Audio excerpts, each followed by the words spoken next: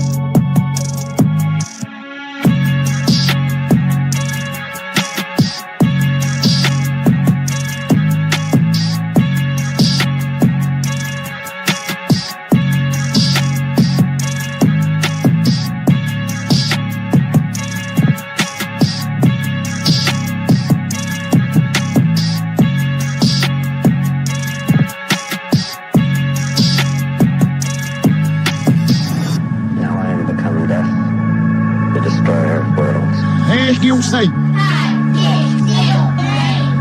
A new world order. New World Order. A new world order. The New World Order. A new world order. A New World Order. The new world order. New World Order. That order and progress can only come when individuals surrender their rights to an all-powerful sovereign. When we are successful, and we will be, we have a real chance at this new world order. Yo. What is up? It's your boy Drew. Checking out that Drew World Order Live 2025. Man, I started the summer of Drew strong, ran out of gas, been getting worked and a lot of family stuff, so fell off a couple weeks ago. Wanted to do this stream like 5 nights ago, I think. And it would have been so timely with what happened with the shooter recently that they had there, the Trantifa shooter. So I'm just going to go with what I had, and I'll probably touch on that a little bit, but I'm sure there's hundreds of other videos. I haven't even really looked into that stuff.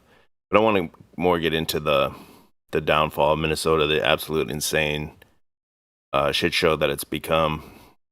If you're new here, I don't think any of you guys are new here. There's going to be a lot of things that I've covered in the past, but kind of all on one stream specifically about Minnesota. And I am a Minnesota refugee. I had to flee the state and relocate my whole family to Florida because it's just so insane there, and it was full takeover during COVID. Like all the brakes fell off, everything, the wheels fell off. But yeah, obviously, man, there's some crazy leadership, and it starts at the top with Tim Walz, no balls, Tim Walz. We'll get into him in a minute, but first I just want to go through some of these, just like just a sampling of like the local news stories that you see on the Minnesota news on a nightly basis. This is like literally clown world. That's why I thought Walz as Ronald McDonald, I thought so appropriate because it's like a complete clown world shit show. And it's got the red tying him into China and everything as well. And I do have to work in the morning, so I figured this would be like a 2-hour stream, even before that event that just happened with that shooter. I might just have to speed run it out. I don't know. Let's feel it out. Play it by ear and we'll go. See Me Rolling said, let's go. The $5 super chat. Longtime supporter of the show. I appreciate you. See Me Rolling, as always. But let's go here. Hold on. You guys don't need to look at my face. Let's go. Turn this thing off. We're going dark mode here tonight. We're going dark mode. There we go. Yo. This was a story that I just saw the other night, a few nights ago, and I thought it was crazy. Mr. Spaldo I don't know, hopefully it's a man. Spaldo with the $9.99. Appreciate you. This is just like a average Minnesota night, this story. This is before that main shooting. I think the night before, possibly. Thanks for joining us. Tonight, I'm Randy Meyer. And I'm Kelsey Carlson. Our top story, a woman was rushed to North Memorial Hospital overnight after she asked a group of people in front of her home to quiet down. They responded with gunfire. She is expected to be okay. Our Babs Santos is live in Minneapolis this evening. And Babs, law enforcement still has not found the shooter. Yeah, Randy, Kelsey, that shooter. And again, obviously, a lot of this is because of the George Floyd. They had the full defund the police movement after that. And the city is soft on crime anyway, so if the police are willing to go put themselves in the line of danger, like these people are just going to get a slap on the wrist anyway. Shooter still has not been found. Meanwhile, today we spoke with 4 families on that street and saw 2 videos that gave us a pretty clear understanding of exactly what happened overnight. It says the title of this video is "Woman Shot After Speaking to Loud Group" outside of home in Minnesota. So yeah, Slowboy just said it. Loud group. New euphemism just dropped. Teens, youth, loud group, future doctors and lawyers. I heard some voices, and when I went to look out the front window, that's when the gunshots started roughing, and I hit the ground. I ain't never been that close to a shooting before. At least 3 families we spoke to told us they 33. also dropped to the ground as around 3 in the morning, multiple shots rang out. All I heard was gunshots. What they believe was automatic gunfire, somewhere between at least 20 to 40 shots in response to a noise complaint. It was a lot of gunshots. This man showed us the damage done to his SUV, riddled with bullet holes from the front to the back. Its 2 front tires now flat after a situation that he recognizes could have been much worse. It's a vehicle. Did nobody else get hurt? I didn't get hurt, so that's the main thing, because a car can be repaired. That's material stuff. Another neighbor said they heard screaming, partying, and fighting on the street in the middle of the night, and also asked the group of adults in 4 to 5 cars to quiet down. Not long later, a woman's voice is heard on video again, asking the crowd to go home. Then, shots are fired. Neighbors believe the woman was shot in the shoulder. You just trying to go to sleep so you can work in the morning, 3 in the morning, and you just shout out the window, "Hey, quiet down. Quiet down out there." And just blasting, start blasting. I seen them take somebody to the ambulance last night. She looked like she was doing pretty good. She walked To the ambulance. last night. Ambulance last night. She looked like she was doing pretty good. She walked out to the car. Thank God that nobody died. That's the main thing. Today, Minneapolis police were unavailable and unable to answer questions about this investigation. Live tonight in Minneapolis, Babs Santos. I think this reporter right here might have been the shooter. Look at him. Look at his eyes. He got them Clint Eastwood eyes. Yeah, so I think, first, real quick, 2 more super chats here. Good Day One, $1.99, and another $1.99. Thank you so much, Good Day One. Appreciate you. I think the people that grew up in Minnesota, like me, if you're Gen X and you grew up in Minnesota, you saw such a drastic change. It's almost similar to what's happening in the UK. You saw it go from a high trust society to it's just like a war zone, and also trannies, and it's like the full diversity pot. Everybody's there. You got the Hmongs, you got the Somalians, blacks, you got Chinese, you got a lot of different groups of people, and it didn't make it better. It actually made it worse. It went from a really high trust society to, you know, there's these fragmented groups, lots of gangs, lots of crime, and I think people like me that saw that, or Gen Xers that lived in areas like that throughout the country, that's kind of what fuels this Trump MAGA movement. Is people have saw firsthand over the course of like 2 generations. It took like only, 30 to 40 years to really pound these places into the ground, where it's to the point now where people are actively applauding Trump, saying he's gonna roll out the National Guards in these Democrat cities.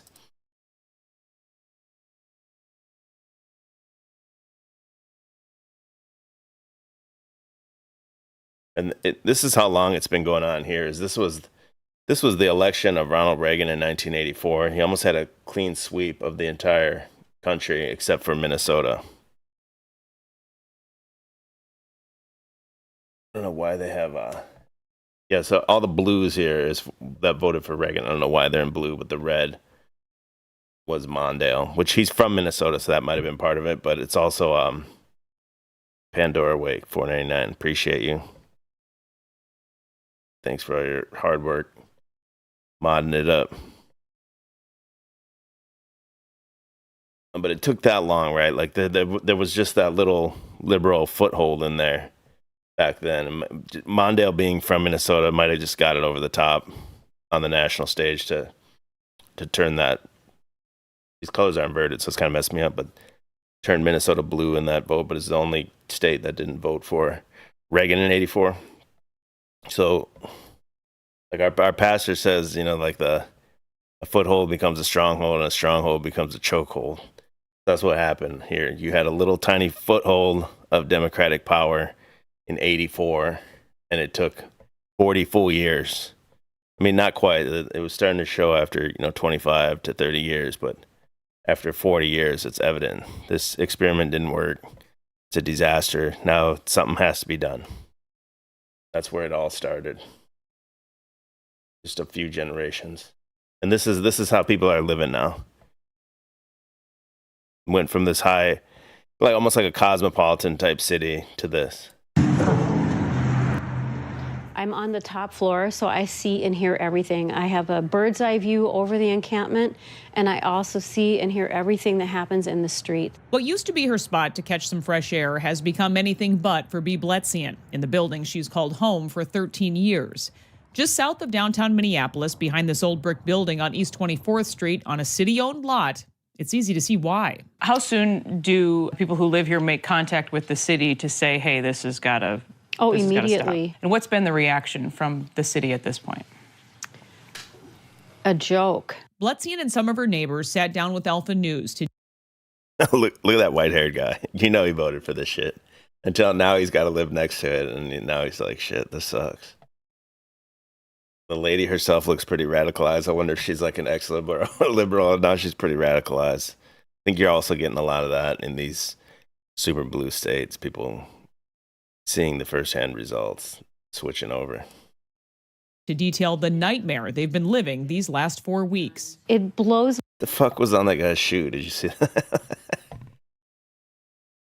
Paint on his shoe or something, some yogurt. Nightmare they've been living these last 4 weeks. It blows my mind that anyone would think it's okay to put this here, this harm reduction encampment where people are being enabled to use and to overdose. We've had, I think, like 5 overdoses already so far, you know, and the level of crime that is happening here, people being threatened at gunpoint multiple times, shootings happening here. So much is going on. It just blows my mind in such a short amount of time.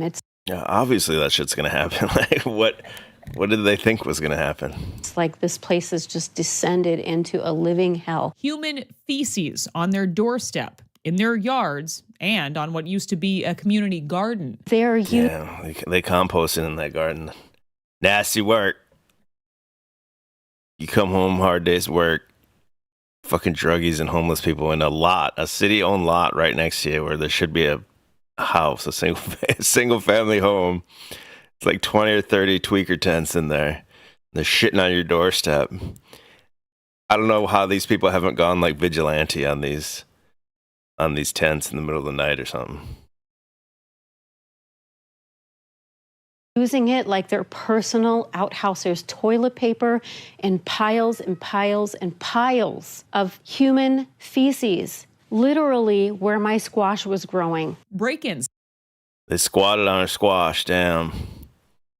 Ruthless. Slow Boy Whiteboard says, these people just move somewhere else and keep voting Democrat. Yeah, that's a big problem, man.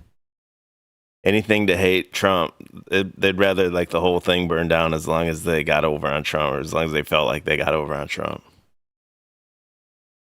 Have been reported in their buildings where people have left their belongings behind. Even their garbage cans have been stolen. Still, that barely scratches the surface. This little thrift store we go to all the time, there's like a tweaker encampment kind of behind there. And they don't even have no carts left because all the tweakers took them all. There's like 4 carts now. The shooting happened on my front lawn. Josh Fuss. He's fussing. From my understanding, 2 people were shot. 1 individual lost his life. And one of my residents witnessed it from beginning to end. Joshua Fuss has been struggling to run his sober house ever since the encampment moved in. Neighbors say it was a fight over drug territory that ended in murder. Initially had stated that he was all right, that he was okay. And the next day ended up... So this dude's running a sober house. He's trying to run a sober house and trying to help people. And then the city puts in a fucking drug zone right next to him.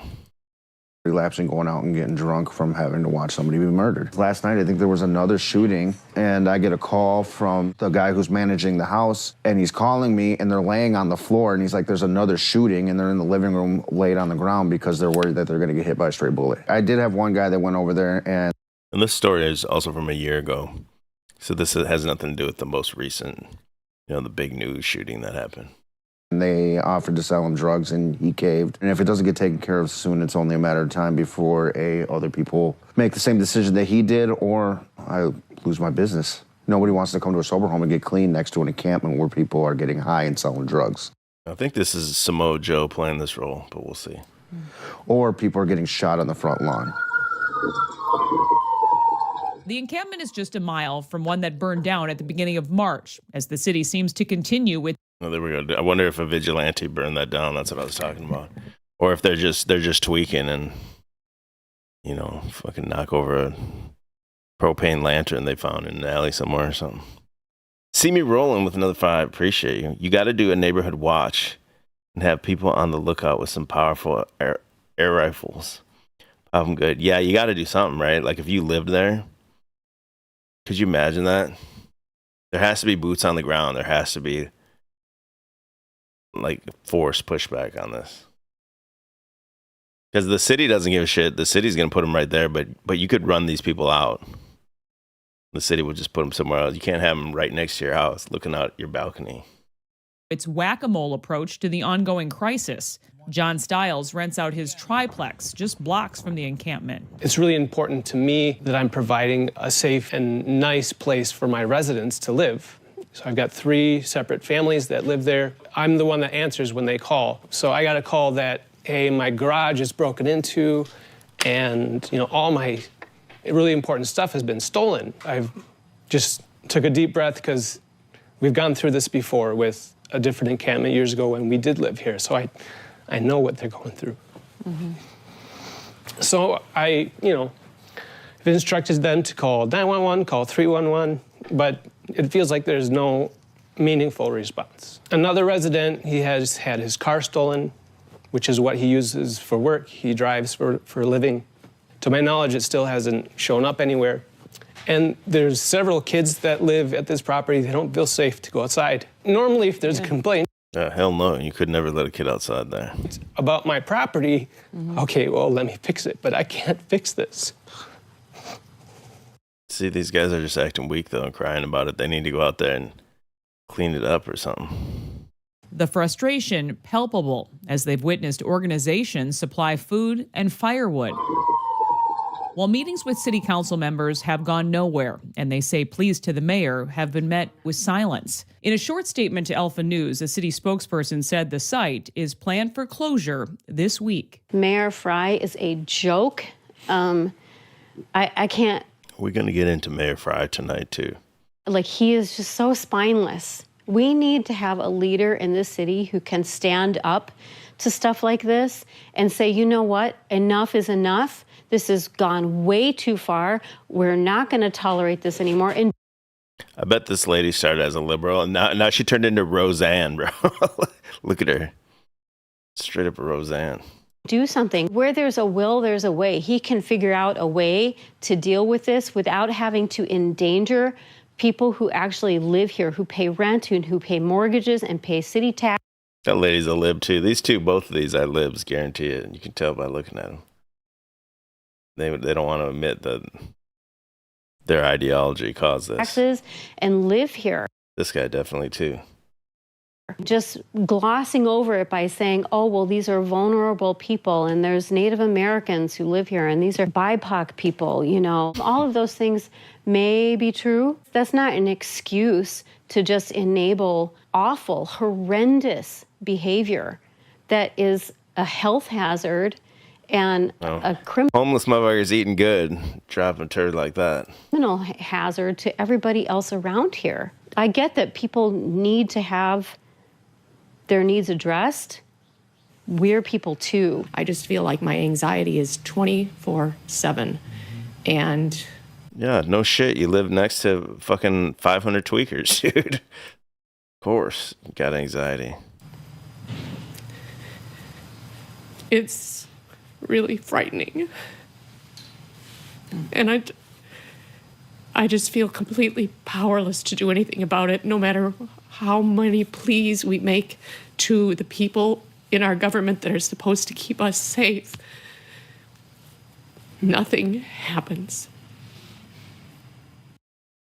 Meanwhile, this person probably voted on this exact thing. Let's make a safe place for homeless people and everything. She just didn't know it would be in her backyard. Tell by looking at her. There was a recent story. I don't think it was this exact same one.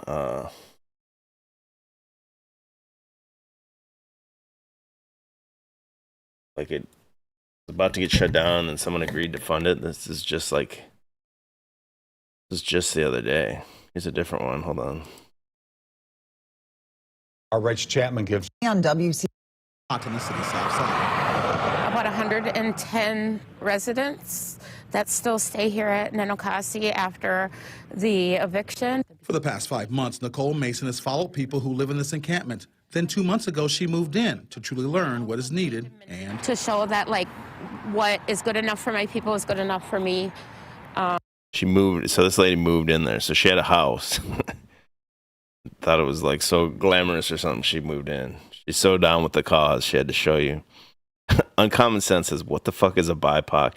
It's black, indigenous people of color.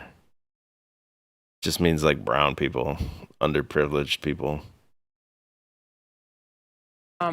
and that we're safe here. Nicole knows the road ahead will be rough. 98% of the people that live here are currently using, I'd say 90% are using fentanyl. She is proud that in the last 5 months, there have been no deaths from overdose. Here, bro, just lace all the fentanyl with some shit that turns their skin like blue or something.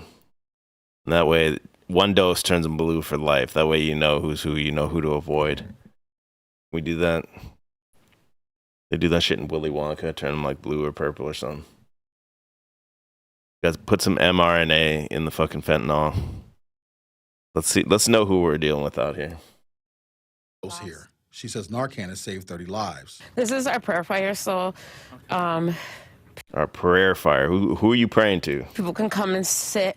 They can put tobacco, put some cedar in there, say some prayers for the camp. The majority of the people living here are native, and this is sacred ground. This encampment is in ceremony Yeah, it looks like fucking sacred ground. 24/7. More than 110 people live inside this homeless encampment in about 20 yurts.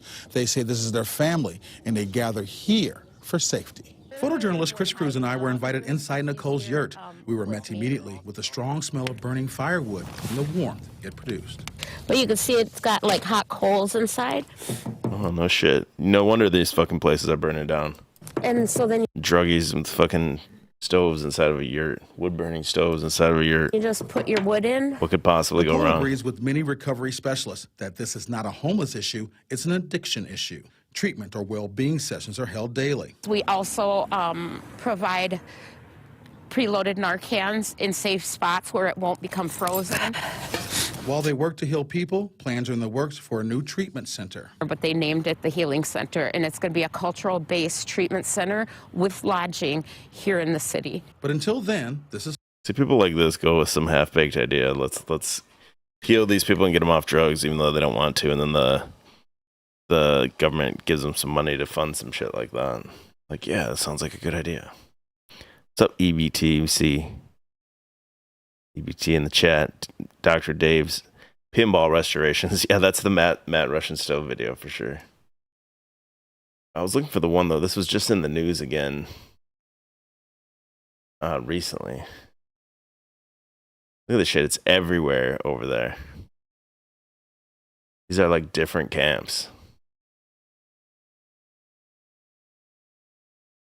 Yeah, 2 days ago here. Hold on, how do I search by?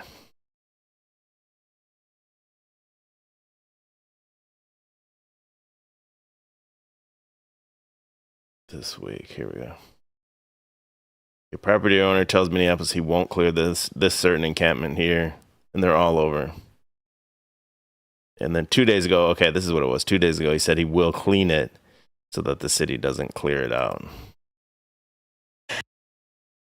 Telling the 50 to 70 people who temporarily live here to They don't temporarily live there, motherfucker. They live there. Needs to be doing more. Now, until you kick their ass out. Up in early July when property owner Hamoudi Sabri opened his parking lot to those experiencing homelessness. Since then, the Minneapolis Health Department found several violations from drug paraphernalia, lack of water, and accumulated solid waste. Those citations added up to $9,000 to date. They also tell us that their homeless response team has been on site every day. However, this is the property owner right here. He's got to be getting kickbacks from somebody, or he just takes pride in like doing his part to contribute to the fall of the West. County. They're here as a hub. It's easy for people to find them, to feed them, to help them, to medical them. So that's a place for them to be. So for them to keep kicking him around, they're trying to kick it here. This fucking rat. Why don't you buy them all a home then? You got those nice shades, that nice suit. Why don't you buy an apartment complex or something for them to live in? And Uncommon Sense says, this must be fucked. You're seeing where you grew up looking like this. Yeah, it's nuts, dude, to see. This is like, it was absolutely totally normal when I was a kid. People didn't even lock their doors and stuff. Yeah, they have not been successful. The mayor will never be successful. This is not the way we want our residents. Oh, we got to move on from these. But that's one of the big problems is these homeless encampments all over there. Another one here that I showed on a different stream. Believe it or not, this is a guy I used to work with. So this video is from earlier in the year. Okay, and this thing right here, this thing's name is Amber Mum. So I worked with this thing when it was called Dan Mum, the man version of this. And then somehow it got a job as like a paid transgender rights activist to do shit like this, to go stir shit up. So this guy was like my supervisor at a job in the past. Look at those fat fucking hands. Look at this fat piece of shit. And yeah,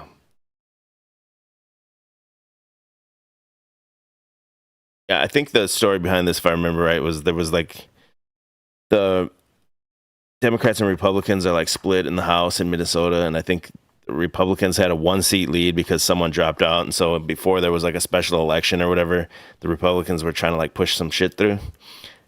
If I remember right, it's something along those lines, and that's why these trans went there and had like a sit-in to try to like stop any of the like lawmaking from going on for the when the Republicans had like a 1-seat lead or something like that. This? You chicken meatball headed motherfucker. Whose house is this? Whose house is this? Whose house is this? Yeah, go ahead and kick me out. It'll be on every fucking news organization in the country. I'm done with this shit. You do not have quorum. You are not allowed to do this. And you know it. You're not just going to keep pushing the fucking line. You're just going to keep overstepping your bounds, just like y'all did last session when I had to sit there and listen to y'all motherfuckers talk about what burgers you like instead of giving us equal rights in Minnesota. I'm done with it. I sat through the whole trans refuge thing listening to you fucking lie about my community. I sat and listened to every Culver's fucking bullshit order instead of giving equal rights and bodily autonomy to all Minnesotans. I'm done with it. The Senate threw a big baby fucking tantrum at the end of the session last year. It was a goddamn clown show. And I'm tired of... Yeah, Met said double tap. I was just about to say something like that, bro. Yeah. Is this AJ? No, this is trans AJ. Gay J. If y'all aren't going to respect decorum, if y'all aren't going to follow the fucking rules, then neither are we. Fuck you. Fuck you. Fuck you. Fuck you. Fuck you. Fuck you. I'm done with it. Get your good glamour shots there, motherfucker. I remember the shit that you said on the fucking floor. I remember the shit that you said, misgendering Lee Finke, lying about us. Go fuck yourself.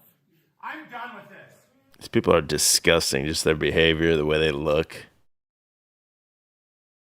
Like, get rid of it. He's saying we don't have equal rights, but he's in here, like, disrupting some lawmaking shit. No one, they're not throwing him out or anything. They're so, like, terrified. This is what Minnesota is. It's just cucks. And they're scared as fuck to handle any of these problems. There's no one there that will stand up and say, hey, get the fuck out, and push him out if necessary. We're done. No, this is not a legitimate committee. I can stand in here and fucking yell all day. I don't give a shit. You want to drag me out? We're going to have a bunch of cameras on us, including that one, that we're going to put on all the news organizations. We're done. Stop. We're fucking done. Yeah, this guy was my boss, bro. Think of how crazy that is. Think of how bad decision-making a company has to be to see this guy and think, yeah, let's put this guy as a supervisor. Stop the coup! Stop the coup! Stop the coup! Stop the coup! Stop the coup! Pretty sick cable knit sweater here, though. I'm not gonna lie. Stop the coup! Stop the coup! You listen to us, motherfuckers! You work for us! You don't get to sit here and move in silence and smirk and act like a fucking smug asshole when you don't Only I get to act like a smug asshole, not you. have quorum to even have this fucking committee. I'm done with it. No, don't bang your fucking gavel. Listen while the adults are talking, motherfucker. We're done with Wow. this shit. We're absolutely done with it. Look at that, that fat fucking hand. It's so Get fat. the fuck out of here. Come back. When you're so fat that your fucking hands are fat, that's a problem. Just time to go on a diet at that point. Do something. When there's actual committees, when you actually have quorum, when you actually have a power sharing agreement. This is fucking bullshit and you know it. You do not have a right to be here. We do. This is our fucking house. I can't hear you. Speak up. Use your big boy voice, motherfucker. What? What? I can't hear you, motherfucker. What? Exactly. Shut the fuck up. You're not supposed to be here. This is our fucking house. We are the citizens. You're not taking our rights away from us. You're not fucking moving in silence. They need to take rights away from these motherfuckers. What? This is just insane shit that no one's going up and grabbing by the ear and throwing them the fuck out. You're not coming and having your fake little fucking meetings. We're done. I have to sit here and watch all you motherfuckers, including you, talk shit about my fucking community. Call us fucking tricksters. Literally argue in a House committee meeting that we should deserve to fucking die if we have sex with a man and he doesn't know we're trans. Go fuck yourself, dude. Trust me, dude. We all know you're trans. Everyone that looks at you knows that you're trans. I'm done with it. Look at this guy right here. He's just like, yo, fuck my life, dude. I'm so done with all y'all bullshit. You want to drag me out? Be my fucking guest. Come get me. But it's going to be on the news. Everyone's going to know what the fuck y'all are up to. And we're done with it. Whose house is it? Our house. Whose house is it? Our house. Look at these soulless dead eyes. These like, just like robots. Whose house is it? This is not like a scary army or anything. You could like 3 guys could clear all these people out. I guarantee it. Couple minutes. Whose house is it? Our house. What do we want? Quorum. When do we want it? Now. What do we want? Quorum. When do we want it? Now. What do we want? Quorum. When do we want it? Now. Woo. Woo. Yeah. I'm tired now. I'm working up a sweat. My fucking gun is sweating. Right? We will not comply. We will not comply. We will not comply. We will not comply! We will not comply! No, I'm done with it! Shut your fucking mouth! You work for me! This is bullshit! You do not deserve to be here! If somebody needs to just walk up and knock this fucking thing the fuck out. You know it! But those trannies ain't gonna jump up and defend it, and no one's gonna stick up for this thing. Y'all fucking liars! This is our goddamn house! You do not have quorum! We did not spend our literal blood, sweat, and tears fighting for equal rights in Minnesota to have y'all stomp all over it in your little coup attempt. This is bullshit. I'm done with it. Mm-hmm. Absolutely insane. This is this thing right here. It says, the shirt says, first the thing says, debating if I should end the bit of wearing this shirt while ordering a frozen lemonade by asking where's the women's bathroom is. And the t-shirt says, I put my tranny semen in the frozen lemonade at Chick-fil-A. So it's pretty obvious they hate God. Chick-fil-A, being Christian owned and closed on Sunday and everything. That's why they would target that. And it's a common theme that you'll see in all of Minnesota. That's why I said earlier in the stream, at the beginning of the stream, I said Minnesota's been conquered. Well, it's not the blacks, the gays, the Jews. It's clearly been conquered by Satan. There's a satanic presence there now that's taken over. And then maybe all these different groups are infighting, trying to kind of gain more ground in there. But it's definitely like a spiritual thing. And to see it, the state where I grew up, there was a picture of Jesus in everyone's house that I went to play with friends or anything, anywhere you went. Like literally every house had that picture in there.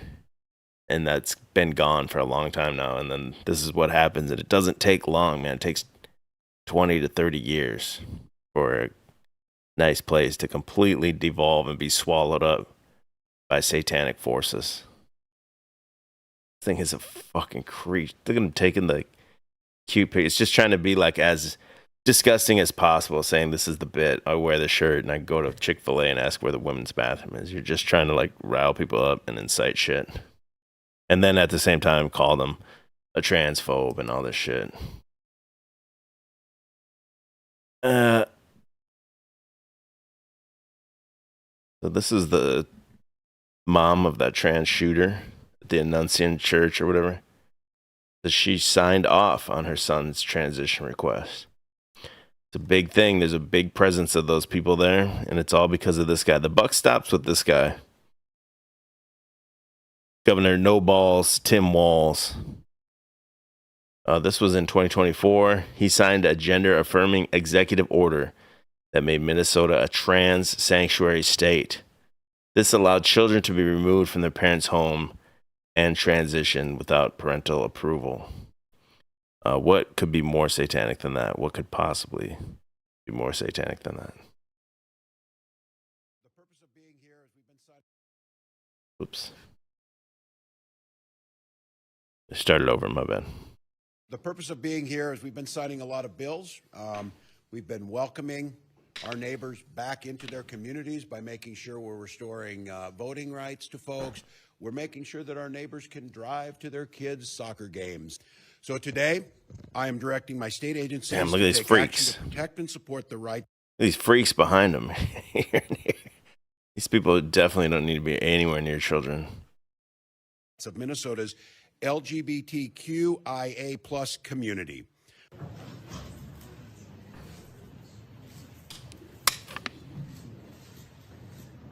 Last name? I'm going to do it. Here it is. And guess what? Love wins. Here you go. The purpose of being here. Love wins, he says. Well, it's loving to cut off a little boy's pecker, I guess.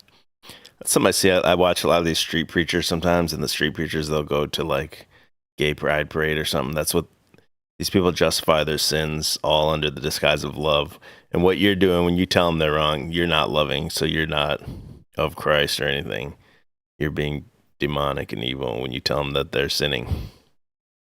And they'll just say, love is love, man. You just gotta love, man.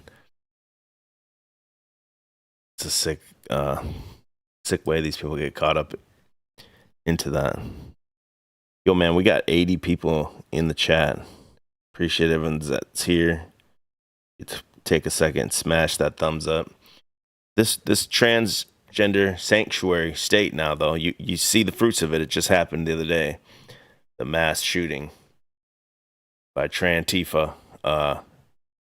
You can't have these people even in society because they don't know what reality is. If you're putting hormones in them, changing all their hormone levels. You're telling them, man is woman, up is down, good is evil. Of course, shit like this is gonna happen. It's pretty obvious that this type of shit will go down more and more. We get into it. Again, I'm not gonna get too deep into that shooting. I haven't even really looked into it myself. Here's this thing again. This is that Dan. I knew him as Dan Mum. So he looked like a regular dude, like a big fat dude. He didn't look like this when I worked with this dude. Just a weird loudmouth dude. He was definitely weird.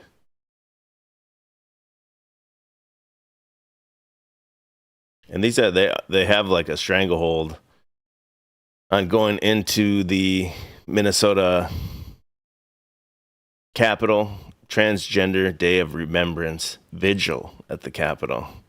I'm not gonna play the whole thing, but just look at some of these freaks.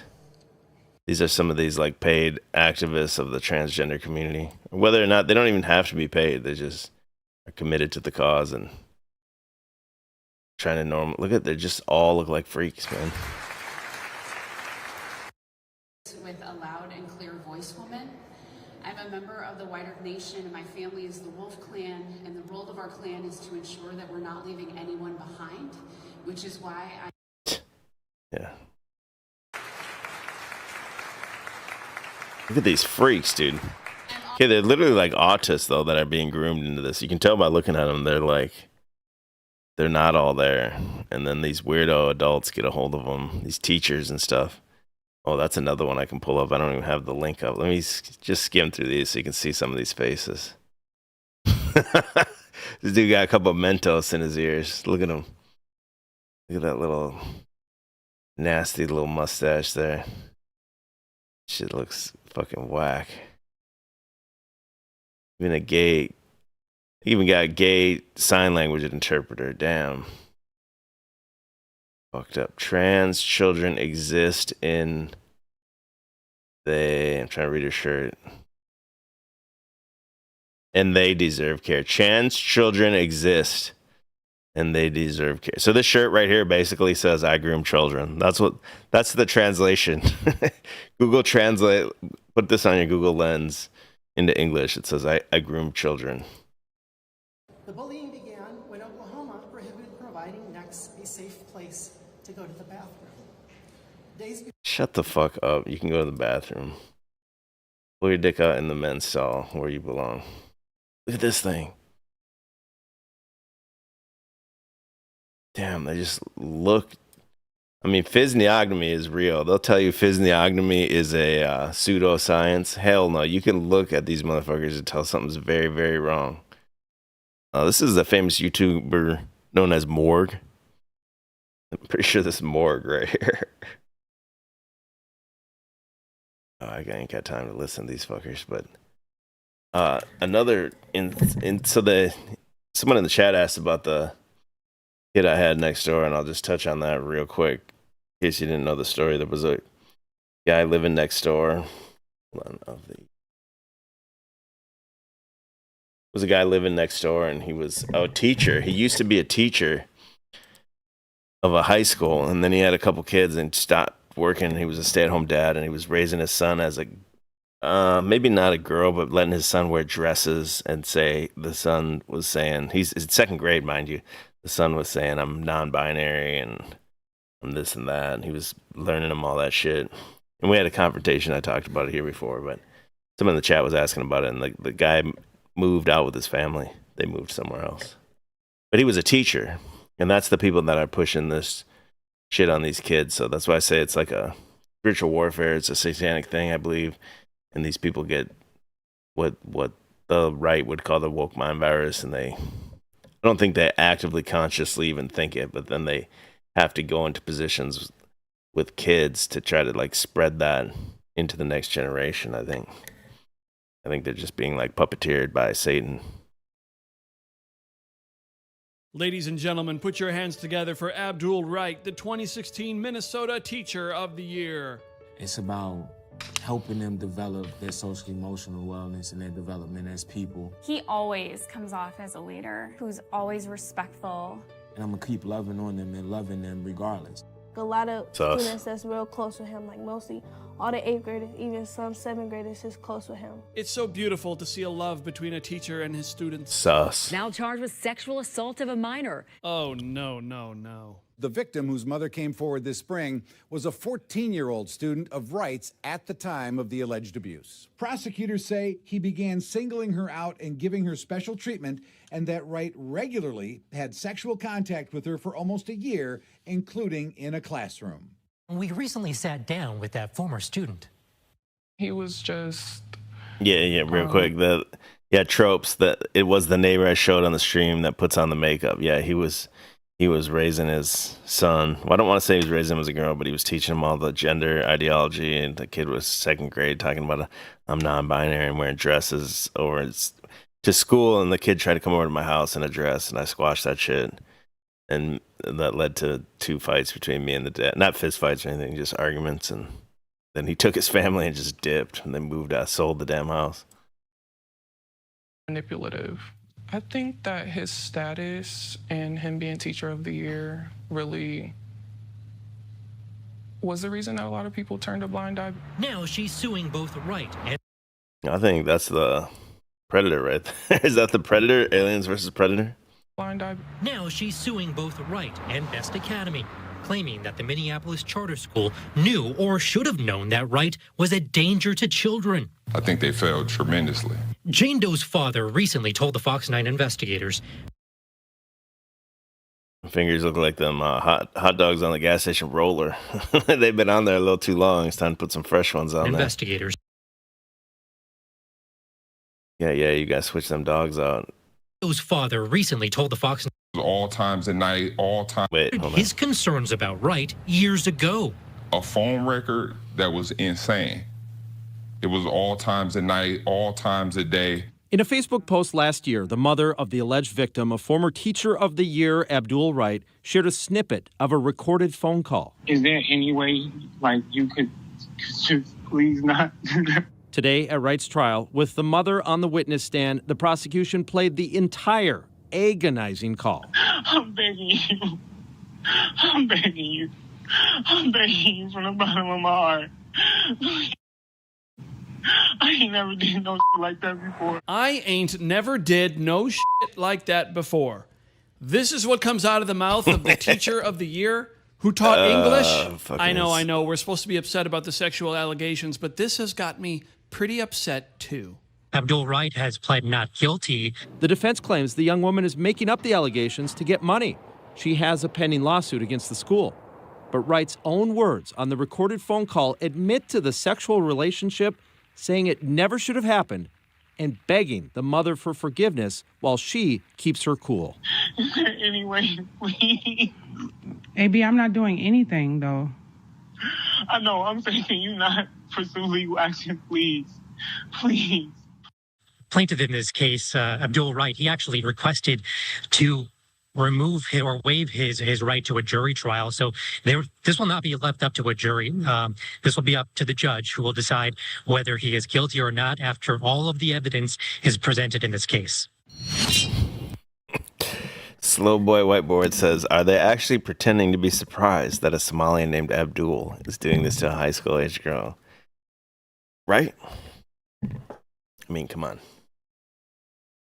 If you don't know, yeah, obviously gigantic Somalian population in Minnesota. They're taking over. Oh, man, I could go all night on just crazy news stories, not even including the one. One more, and then we're going to move on to some of the leaders that are in charge there. And then I wanted to show a couple more just insane crimes. Let's do one more here, and then we're going to move on to some of these players.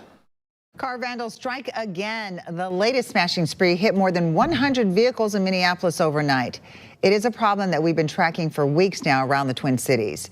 There have been roughly 475 reports of broken car windows since the middle of last month. As Jason, this story is 2 weeks old, so add another 2 weeks onto that. Probably well over 500 now, I'm sure. Rantala reports people are getting fed up and frustrated. It's been ridiculous. Minneapolis police say at least 125 vehicles had their windows smashed earlier this week in the overnight hours here in Northeast and in South Minneapolis. Northeast. That's in like one night, 125 windows. So these youth, they just walk around neighborhood to neighborhood just smashing windows. And the police don't stop it. Vigilante doesn't stop it. Nobody stops. That's what's crazy to me is there's not like vigilante groups out here like patrolling the streets. Neighbors near Main Street and 11th say seemingly every window was smashed with dozens of vehicles hit. It's just like a lot of frustration. This is what Josh Holness woke up to Tuesday morning. The seats and floor of his car now covered in glass. Neighbors say thieves targeted the same area just 3 weeks ago. Nothing really happens. No one gets caught, so it happens again. So, I mean, who's to say it doesn't happen in another 3 weeks? All this on top of more than 400 previous reports the past month across the metro. Minneapolis police say 911 dispatchers are now alerting supervisors when these calls come in. However, no arrests have been made. Arrests could happen, but we could even talk about how youth get locked up and then the youth, they get released. Thieves targeted cars in the Linden Hills neighborhood just last week, and before that, dozens of vehicles in Bloomington. Don't keep anything in your car, but that's not stopping anyone. Isioma Odor had her car stolen. Wait, what was her name? Last June in Northeast. It was recovered. I guess they ripped out my car harness. But you see that? It's like a blunt. There's like a blunt roach right there. Look at that. There's two blunt roaches. The closed caption was cut. Yeah, no shit. They're breaking in your car. You got some blunt roaches right here. Nah, dog. Them just Black and Milds. No, that's a blunt roach right there. But totaled. Just 5 months later, in November, they smashed out my windows. She says thieves did this to her new car. My tints, luckily, kept the window intact. Odor is a therapist who works with kids. She says she See what I'm saying? These are the therapists that work with kids. These people have to find jobs where they have access to children, and then they push some weird shit on them. He'd like to see more programs that help young people. Yeah, program. Let's just push more money into it, and then that will solve it. All of a sudden, these kids will stop being little shits, little hooligans and shit. You just had some sports they could play or something, they wouldn't be doing this. Treatment programs getting cut. You're seeing after-school programs. Jay Nelson says probably a crew that owns a windshield replacement company. That's a real conspiracy right there. Getting cut. So there's a lot of things that are happening to the youth. Like, it's deeper than just these kids, like, behaviors. Let's talk about. No, it's not deeper than that. It's literally that simple. They grew up since they were in a diaper with BET playing in their house. When I used to deliver appliances, that's all I saw. Excuse me, we delivered in the hood. And every house you went in the hood, they were playing BET and the kids were running around. Then all that shit's glorifying violence. And that's now the kids 18 growing up doing this. The families as well, and how do we get them support? Police say they're investigating all their leads and seeing if these sprees are connected. Police say if you see anything suspicious. Gee, you think they're connected? What do you think? Is there any description of the suspects here? I didn't see one. So please call 911. No description is a description, right? And police say if you live in one of these impacted areas to check your surveillance or ring. Man. One more. I know I said one more before, but for real. I don't have all my links ready.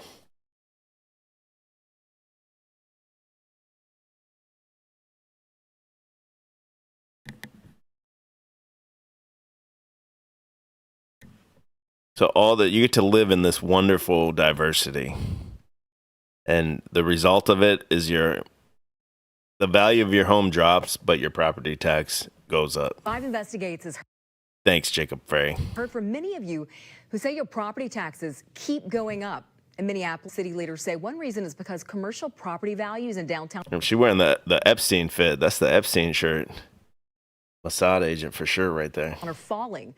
Investigative reporter Kirsten Swanson dug into the numbers to find out how it's affecting your tax bill, and then went to city officials to ask what they're doing to make it better for you.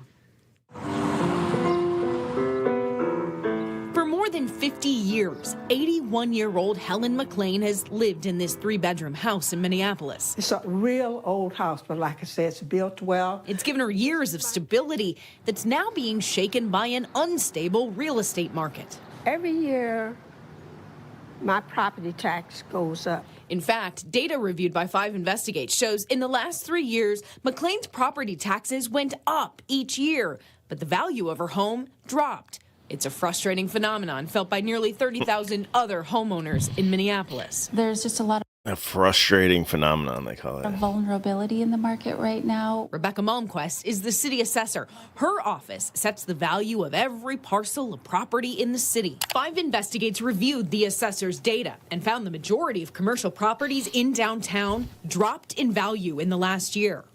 What is the impact to the tax base when that happens? There will be a shift to residential property owners. A shift that... So you hear that shit? So because the city's a shithole, because no one wants to go downtown to a ball game, and then, you go to a ball game, you go out to eat and all that shit's over. Because no one wants to go downtown and deal with the homeless and the druggies and the blacks and the Somalians being harassed and all this shit. So all that shit's over. So the commercial values have plummeted. Businesses are worth less.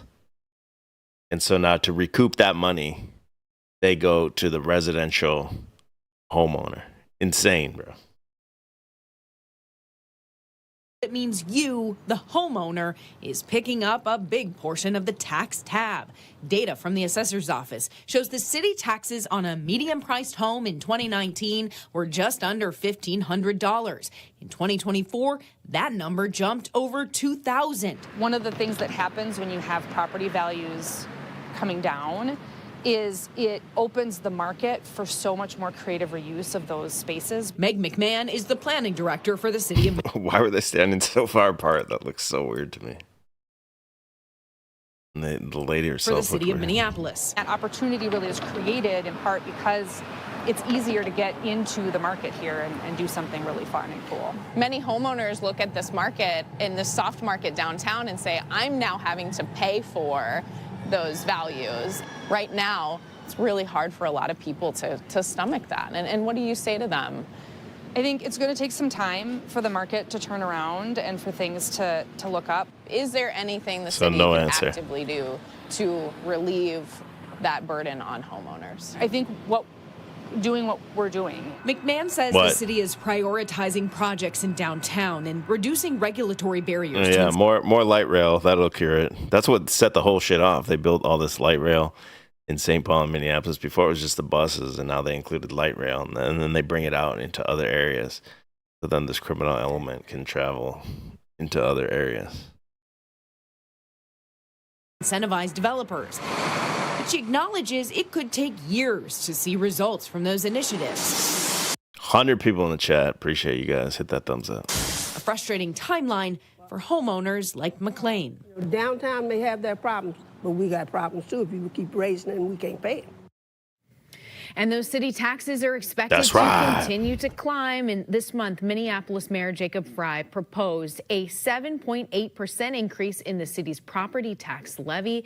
For the median household, Lindsay, that's an increase of about $240 a year. And that's just the city's portion. You also pay county taxes, Right. park board, schools, if you've got them in your district. A lot more on top of that. I mean, can we just nuke Minneapolis at this point? She talked about Mayor Jacob Frey there, and we'll get to him in a second. Maybe we can let's just go right to him, I guess. Jacob Frey, he was the, I know you've seen him before. He kind of looks like, what do you call it? He kind of looks like, what's the Canadian dude's name? Can't think of his name now. Castro's son. No matter what. This is the dude that was when the George Floyd shit happened. He's fucking wailing at his skull casket. Anything for them votes, man. He was my fentanyl dealer. Where am I gonna get my fentanyl at now? Look at this guy. Trudeau, yeah, Trudeau, bro. That's who he looks like.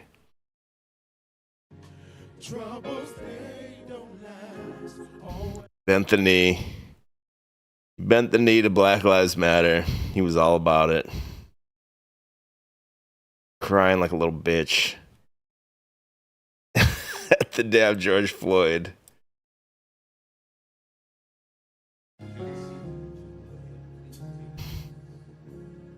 Even these black guys are like, yo, this fucking cracker right here is crazy. That's him. I do have a few links here. Hold on, let me get my little link pad up. Again. Snap it in here. What's going on? That was him. He also cucked to the Somalians. Showed this clip before. He learned to actually speak Somali. There's multiple videos of him speaking Somali because there's such a large Somali population. So this is the mayor of Minneapolis cucking to these guys.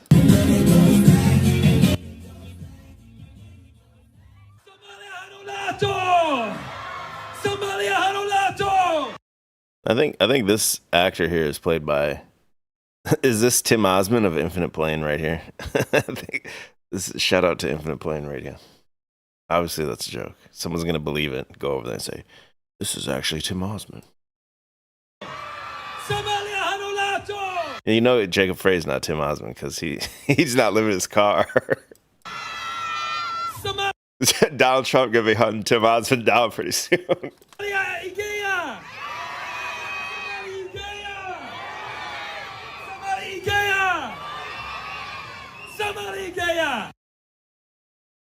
Okay, so this dude bent the knee, cucked for George Floyd. Let me see if there's... Hold on, Jacob Frey. I call it Frey. They say Jacob Fry. He was big when the BLM and COVID happened. He was big And now he's back in the news again now because of this shooter. Now he's saying he doesn't want you to pray for these children. Let's see that. I haven't seen this clip yet. These were Minneapolis families. These were American families. And the amount of pain that they are suffering right now is extraordinary. And don't just say this is about thoughts and prayers right now. These kids were literally praying. It was the first week of school. They were in a church. These were Minneapolis. Yeah, so don't pray for him. Basically, that is basically what he said. He's all up. Yeah, here he is cucking to VLM too. I do have to take responsibility here. I've been coming to grips with my own brokenness in this situation, my own failures, my own shortcomings, and I know there needs to be deep-seated structural reform in terms of how the department operates. The systemically racist system needs to be revamped. The police union needs to be put in its place. We need to make sure that everything from the union contract to the way that the arbitration functions to the way that our officers and the culture in the department behaves. Jacob Fry, we have a yes or no question for you. Hey!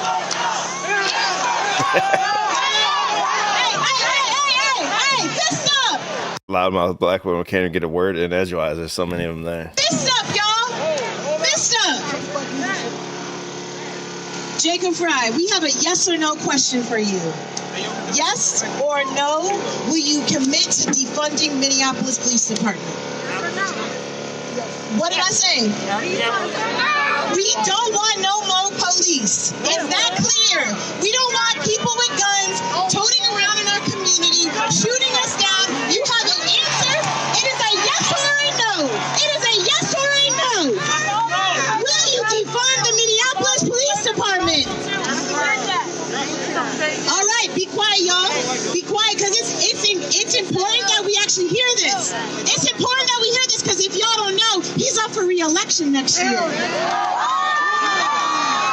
If y'all don't know, he's up for re-election next year. And if he says no, guess what the fuck we gonna do next year?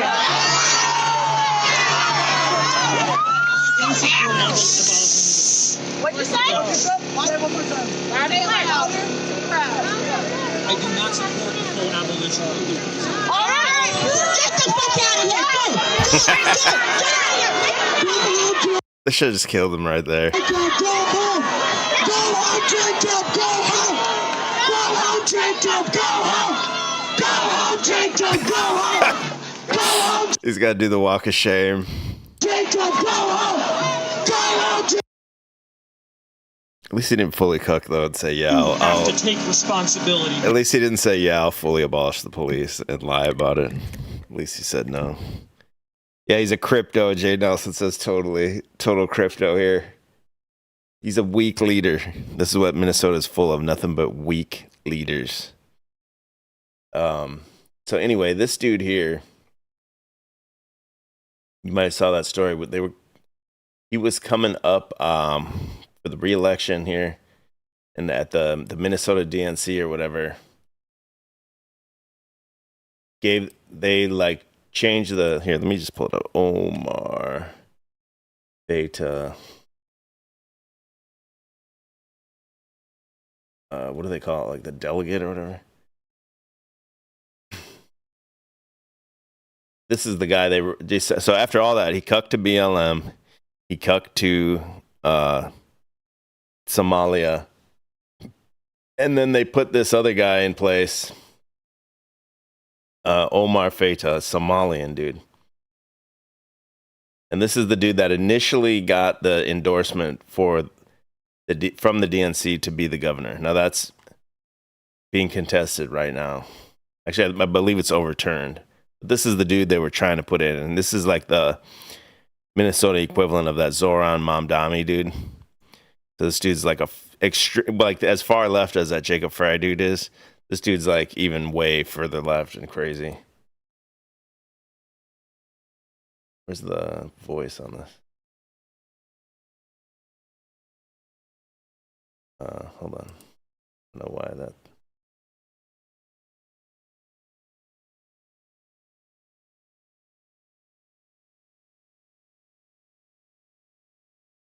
Why is there no voice? Yeah, it's not playing anything. Oh, up here. Okay, hold on.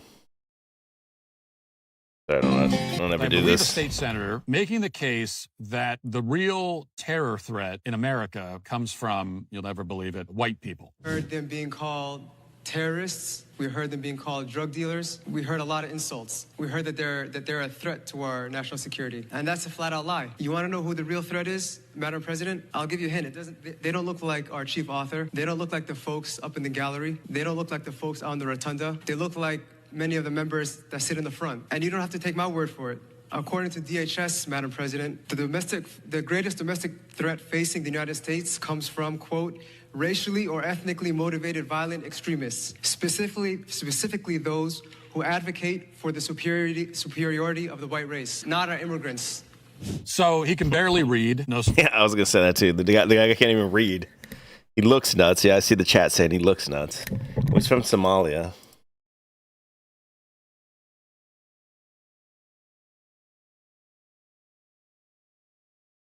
Somalia. I was gonna have this link up where the average IQ in Somalia is like so low by country. I don't even know where the hell Somalia is on a map.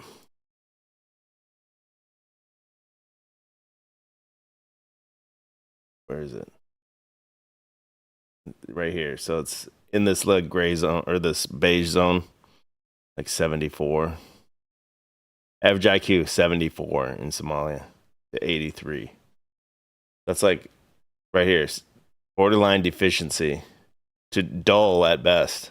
That's the average Somalian IQ, and they're all over here, bro. Or in Minnesota, I should say. This was from that guy's rally. So his name was Omar Fateh. He's still there.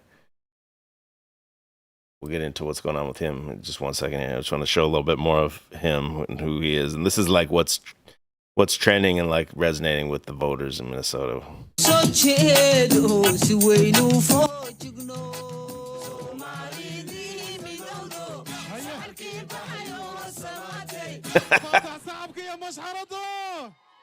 His eyes are all bugging because they do this shit called khat, Khat.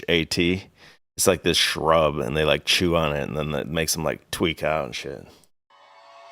He's tweaking. He's on that khat shit. Yes, Edo. Yes, Edo. Yes, Edo. Assalamu alaikum.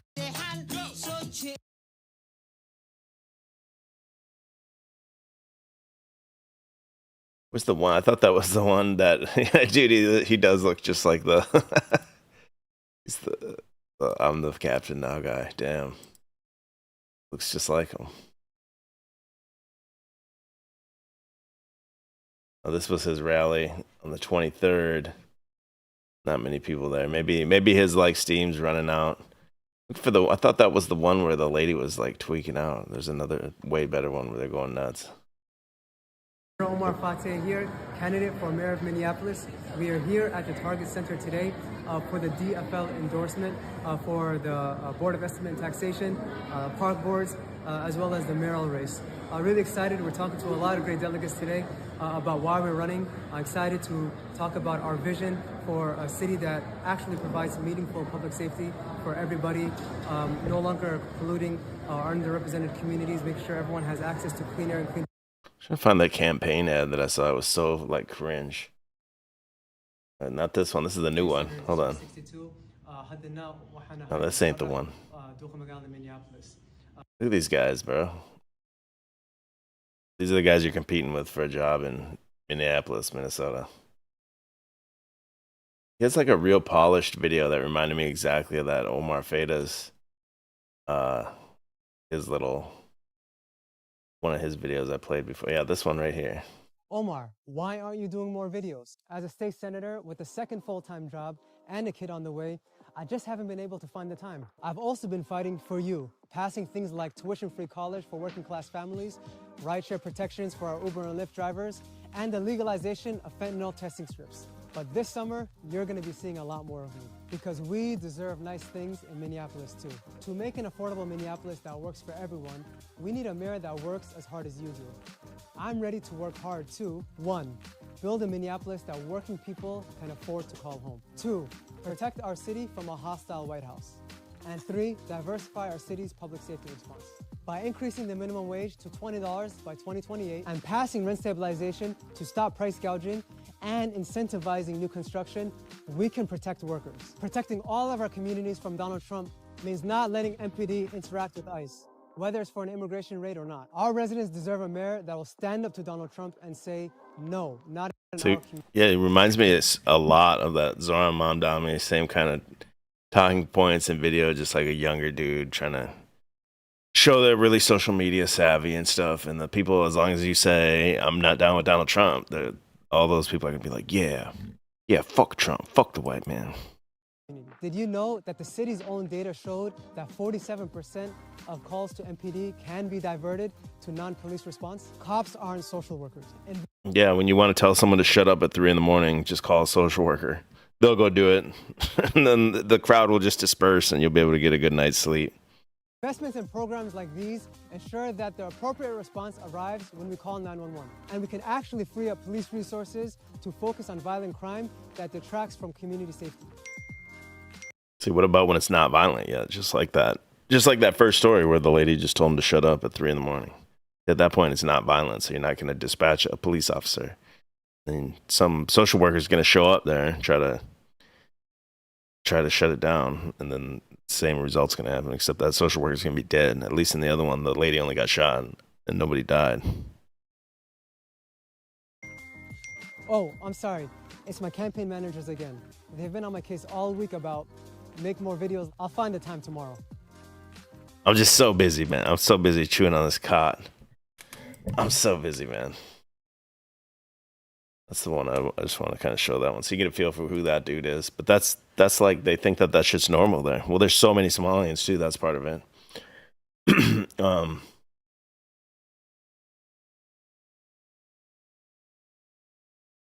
So he did get the DFL nominate the delegates or whatever for the nomination. Mayor Jacob Frey is challenging the and then over that Jacob Frey guy, and now he's challenging that Minneapolis DFL endorsement of his rival, State Senator Omar Fateh. Frey filed the challenge with the state DFL, alleging that hundreds of votes were missing or uncounted. Now, Frey is asking that the endorsement be invalidated. On Saturday night, Fateh was able to win 60% of the delegates and the endorsement. So who is Omar? Imagine you do all that shit, you cuck to everyone. Your own party throws you under the bus for this guy that can't even fucking read. This guy's probably pissed, dude. He's like, hey, I learned Somalian. I fucking weeped at George Floyd. I shucked and jived every time you told me what you wanted. And I'm just a fucking piece of trash thrown away for some fucking brown-skinned guy who can barely read. Omar Fateh. Here's WCCO's Esme. Yeah, Dave Polk says, shut up, Whitey, accept your replacement. Jacob Frey. David Polk had days of nose chat and panties in a bunch the other day. I haven't been able to really stream since then, but I wanted to say that. That was funny. Murphy. State Senator Omar Fateh has represented the South. Okay, and this is the thing I'm talking about. When you go down, this is exactly in front of where George Floyd was murdered, where he's killed. They build this thing here. It's the fist, the Black Power fist. I don't know if it is. It was for a long time. Maybe it looks like they've reopened it now. This store looks like it's open. But before, it was like a 2-block radius. So it was like everything was sectioned off and gone. And there was like people had all kinds of pictures of George Floyd, and there was candles burning. It was like a memorial. But what they do is they come down here to this fucking fist. It's in the middle of the whole little zone. And then they walk around it in like a counterclock. I don't know if it's counterclockwise, but they just walk around circles around it. But it's just like some Mecca shit, dude. And that's why, like, COVID showed me, like the devil's real and stuff. That's when I started to really believe in that. And just that alone, to see these people, like, I don't even know if they're consciously thinking that or what, but it just seemed just like Mecca, where they go around the black cube. Here they're going around the fist, though, and they'll spin around it however many times. So it was just fucking insane to watch that. South Minneapolis area where George Floyd was killed since 2021. Okay, it looks like it's still, she's saying it's still cordoned off. South Minneapolis area where George Floyd was killed since 2021. And look at Remember. It's still got a billboard about this guy up there. Okay, it's been 4 years now. He is a democratic socialist who championed the cause of Uber drivers. He backs an additional tax for affordable housing. He supports rent stabilization and a $20 minimum wage. And in 2022, he supported a losing charter amendment that critics say would have defunded the police. Now that he's won the endorsement, there's going to be resources heading his way. But Omar Fateh has pulled off the big upset before in 2020. Okay, so it looks like it is open now because you can see the cars driving around it. They made it a roundabout. So even before, I don't believe this was a roundabout. I could be wrong about that, but now they've made this a roundabout where you go and spin your car around this damn thing. They want these people like circling this thing for some reason. I feel like it was just in the middle of the street before. Maybe there wasn't even a roundabout there. It was like an intersection, a normal intersection, which looks like they've turned into a roundabout. He stunned the Minnesota political world by beating veteran Senator Jeff Hayden in the August primary. Fateh has had brushes with controversy. Like other political figures, he had to return $11,000 of contributions with. And we're going to get into that one tonight. This is a big thing I want to get into because I'd never really heard of this. And it's this thing called Feeding Our Future. Huge scam that was running up in Minnesota by the Somalians. And it's insane when you get into it. I want to go through a little bit of these leaders. And then I want to go into that burglar lady, which I showed before. And feeding our future is fucking nuts. When I showed that Somali IQ thing, you'll totally get it when you see this Feeding Our Future thing. But anyway, it's this program that was all a scam. They donated this guy $11,000. He was forced to turn it back because it was such a huge scam. I hope I'm not running too late, man. I got to work tomorrow. Fuck it. Let's just ride. We'll ride it out tonight. Glad you guys are all here. It's good to get a stream in under my belt. I've been so busy with work and the kids and everything. I'm just going to grind it out. With links to Feeding Our Future. In 2022, a Senate Ethics Committee complaint against him was upheld. A second complaint was dismissed. Jacob Fry is going to have the advantage with money. He is the incumbent. He's got broad support in the business community and among better off voters. Mayor Fry's campaign released a statement saying this election should be decided by the entire city rather than the small group of people who became delegates, particularly in light of extremely flawed and irregular conduct of this convention. So basically the dude cheated. The Omar Fateh dude cheated. That's and it's been upheld where they had to withdraw the delegacy or whatever to him. Fry did not have the DFL endorsement for either of his two prior mayoral victories. Esme Murphy, WCCO News. Senator Fateh wrote on X, "This endorsement is a message that Minneapolis residents are done with broken promises, vetoes, and What about broken windows? politics as usual." I can't believe there's not some like right-wing authoritarian rising in Minnesota because of just there has to be a pendulum swing and a pushback from the official start of citizens. filing for the Minneapolis mayoral race doesn't start until next Tuesday. So that was kind of they got a little beef or whatever. I don't know if it's a beef, but it's the one I just played. Yeah, okay. I wanted to show the one where the lady's screaming.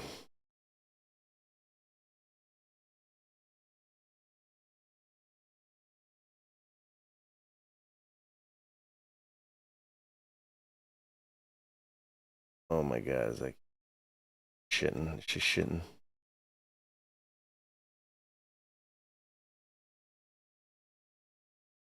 I'm not gonna be able to find it. It was pretty viral though. You guys might have already saw it. But his eyes are so crazy when he's got this lady like screaming in front of him. He calls Somalia home, claiming that white people are the greatest domestic threat. It's the MN conservative page. Yeah, they definitely hate this guy. Yeah, here it is. Here it is. Yeah. Look at his eyes. Yo,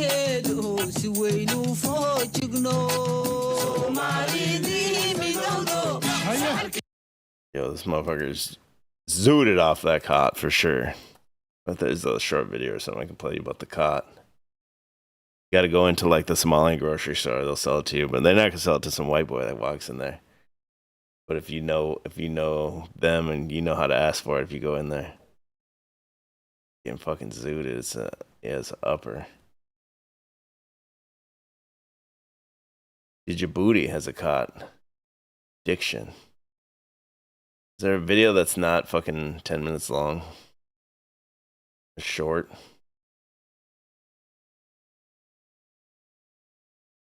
So what connects a farmer in Yemen, an Al-Shabaab fighter, this one and up. thousands of East Africans in coffee shops all over Europe and America?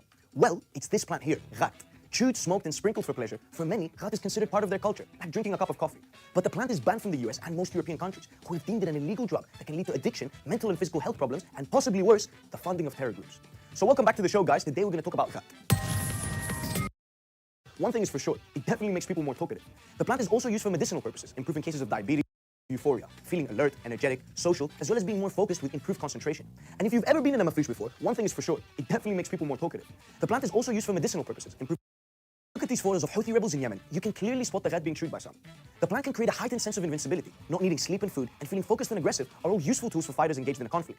A 2007 study from PLOS Medicine found that more than 36% of Somali combatants had used ghat during the prior week. More than just consumption, reports have suggested that groups like Al-Shabaab have profited from ghat exports, transported from Kenya, Ethiopia, and Yemen to Europe and America.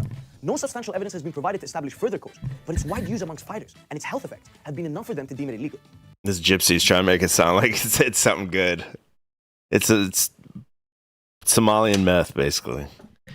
Yeah, it's natural, but they get all zooted and start looking at each other. They all have the eyes, just like he's got these eyes in the beginning of that last video I played. Like, it makes their eyes like tweak the fuck out and they start like looking at each other. Alright, so that's that dude. That's Jacob Frey.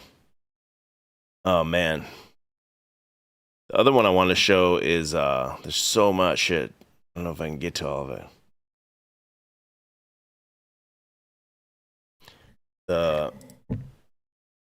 I can't remember the damn name now because I don't have the link up.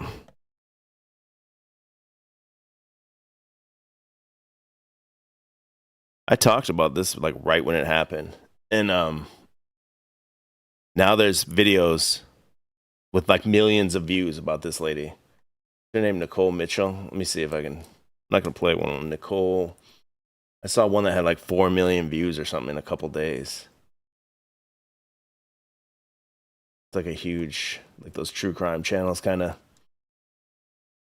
So anyway, excuse me. Well, this is another leader of Minnesota. Her name, Nicole Mitchell, and she used to be work for the Weather Channel, so she was on the Weather Channel's premiere morning show or whatever it was, and she ended up suing the Weather Channel.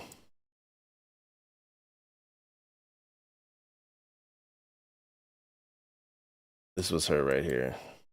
Way back in the day. I'm Nicole Mitchell for the Weather Channel. I'll keep your home cool by drying dishes the old-fashioned way, by hand. This saves you energy and reduces heat within your home. They're trying to make her like the smoke show Weather Channel girl.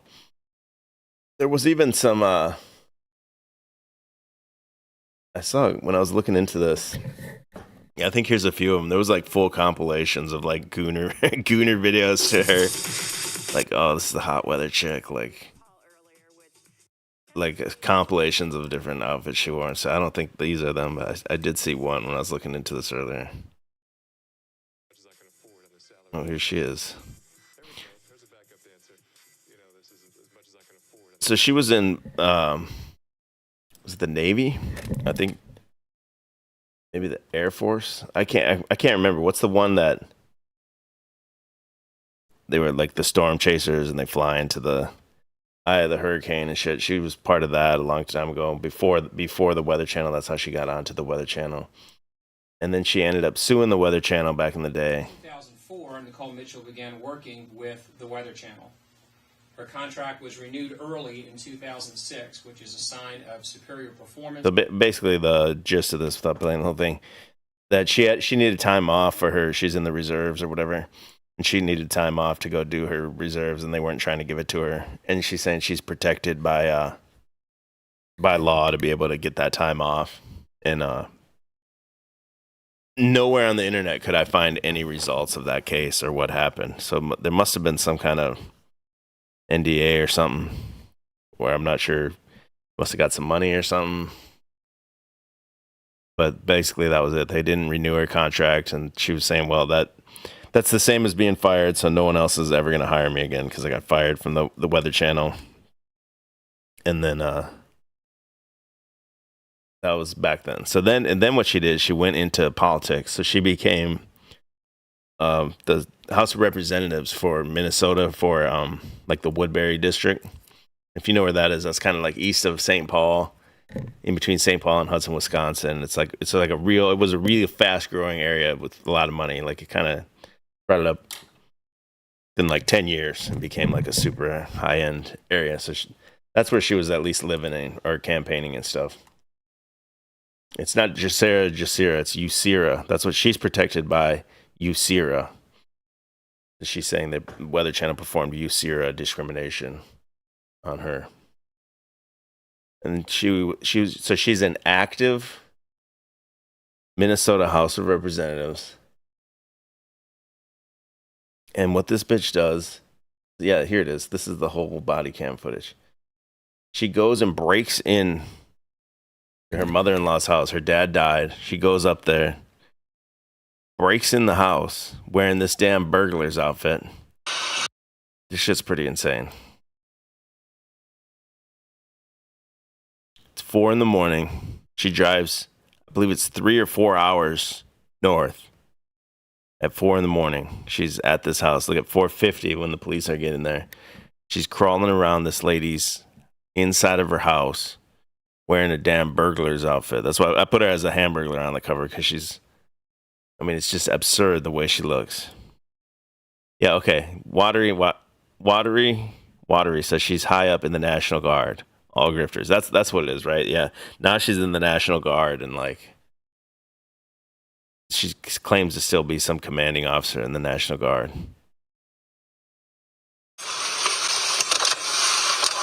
Okay, and then Beholder says too, makes you wonder if this whole thing is staged because the cops' reaction was way too tamed, in my opinion. I thought the same thing the first time I watched it, but I think when you realize where they're way out in like bumfuck, it's none of that other shit I've shown you here about Minnesota or Minneapolis. This is like bumfuck white town out here, like Barney Fife shit. Like that's probably why he's reacting like this.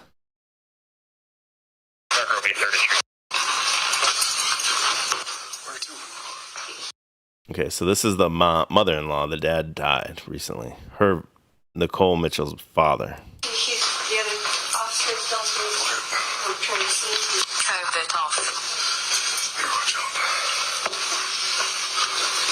And the lady here didn't know who was in the house. She woke up, stepped on someone on the side of her bed, and the person ran down in the basement. And the senator, Nicole Mitchell, she says she's there to try to help this. That was her defense in court, was, I'm trying to help this old lady because she has like Alzheimer's and dementia and shit. And so when you watch it, she first finds out from the police that it was this Nicole lady. And later she says something else. So I think this lady does have some declining abilities, the victim here. There does seem to be some mental decline there. Maybe not the worst, but not as bad as this lady's trying to make it out to be. But there's some undisclosed strange reason she's in this house trying to get something. It's not what she says. Is there a way to get underneath the stairs?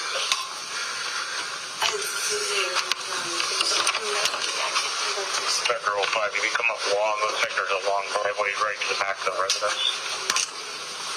Another bathroom.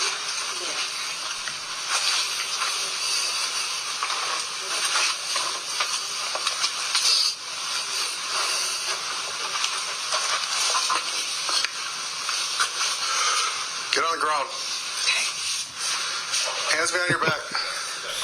See how she's dressed, bro? This is an active senator. So this trial took like a long time. So when they first found out, if I remember right, the Democrats held a vote like, hey, she got arrested for burglary. Should we kick her out of the house or have a special election or whatever? If I remember right, without pulling it up right now, I believe they voted 33 to 34 to let the court system play it out. And then obviously she's found guilty because of this. And then they voted to get her out of there finally. But these people that hate criminals, they hate Donald Trump because he's such a felon and a criminal and shit. They had no problem riding with this lady while her criminal case went on, when it's obviously she's guilty as hell. On the ground. Hands behind your back.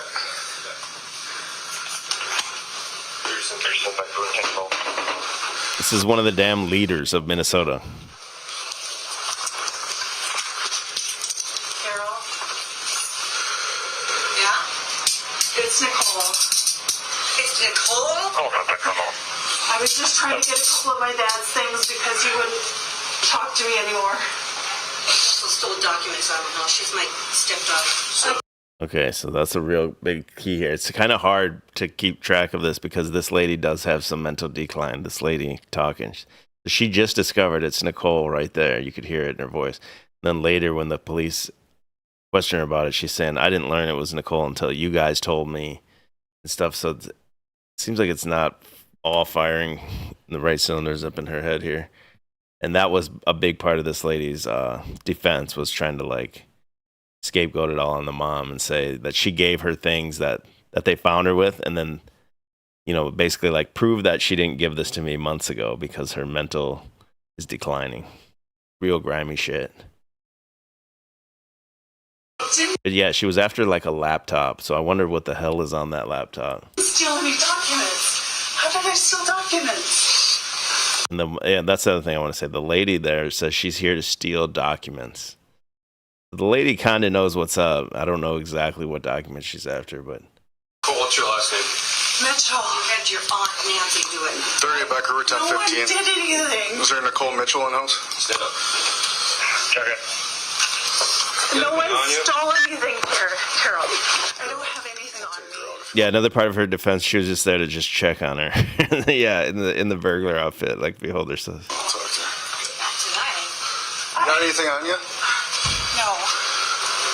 I have a flashlight. That's it. Okay. So she has a flashlight, and it's later revealed, too, she had flashlight gloves on her, which is this. I think the police didn't document these into the police report, so it wasn't part of, like, the trial. But she's wearing flashlight gloves, so she could crawl around on the ground in the dark, shining the flashlight gloves for whatever she's looking for. She's rummaging under the bed, where the lady said she kept her gun. The victim said she used to keep her gun in a drawer under the bed, but she didn't anymore. And that's right where she got out of bed and stepped on her. I almost wonder if this lady was there trying to get that gun and take that lady out. And then they could just say, well, she had Alzheimer's, you know, she must have done away with herself or something. Go ahead. Oh, transitioning right here for 1015. 10-4 or 10-15. Becker, you can clear 10-33. 10-4 clear, 10-33 up 452. So what he's looking at there, that's a flashlight with a black sock over it. So low light. 33 up 452. And I see Nicole Mitchell. Look at her. She knows she's fucking busted. Look at that face. In-house. Is it Mitchell? Mitchell. Mitchell.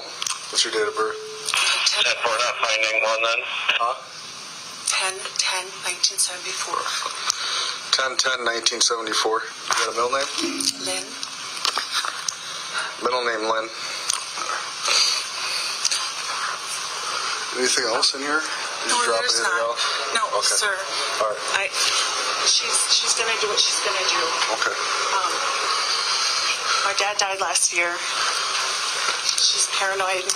Well, now she's really paranoid. But can I just grab... She's paranoid. I'm in her house at 4 a.m. in a black burglar's costume and flashlight gloves, but she's just paranoid. my shoes? Where are your shoes at? Just under the thing. Just under the...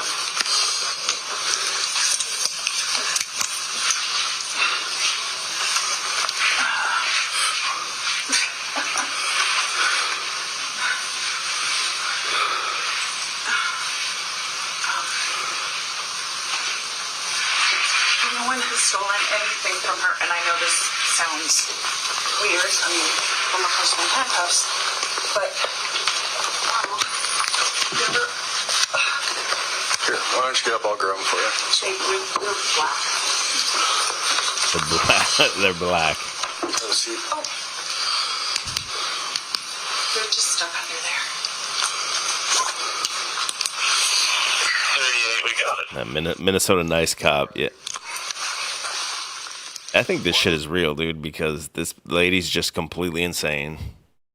She had a little money and power and a little taste of that Weather Channel fame.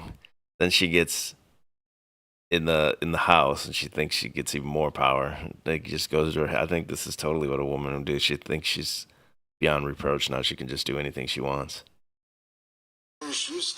Yeah, definitely on psych meds too. Just Well, because I was trying to get him with my teeth. Anything like this.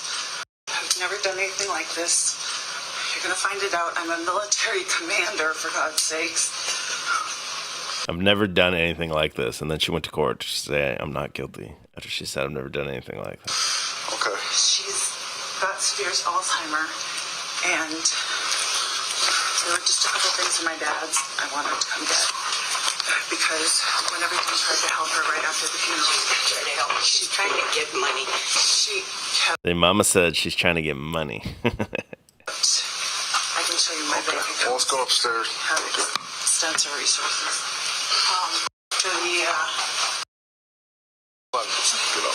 You just want to make sure they're locked so they don't tighten up.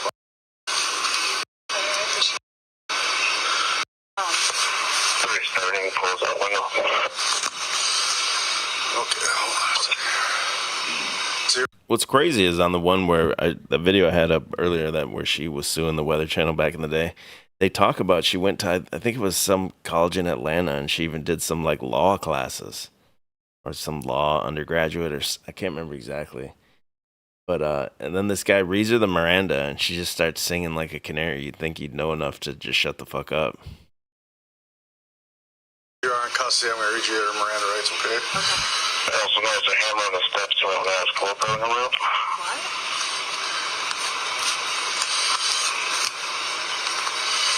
Okay, what's you say your first name is again? Nicole. Nicole, you have the right to remain silent. Anything you can say can and will be used. 3705, where did you say that hammer was? You in court.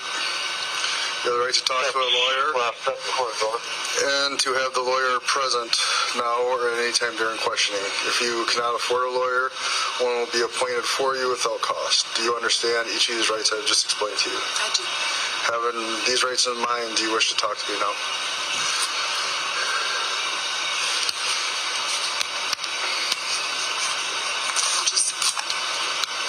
I'm just hoping this mistake won't completely fuck up my life. So, I know, I did something bad. I think she said that I'm just hoping this doesn't mess up like my military career or something. Let me hear that again. Hold on. Then she goes, I know I did something bad. Just hoping this mistake won't completely fuck up my life. So, it's hard to hear. Yeah, I think she's saying something like, I hope this doesn't mess up my military career or retirement or something. I know, I did something bad.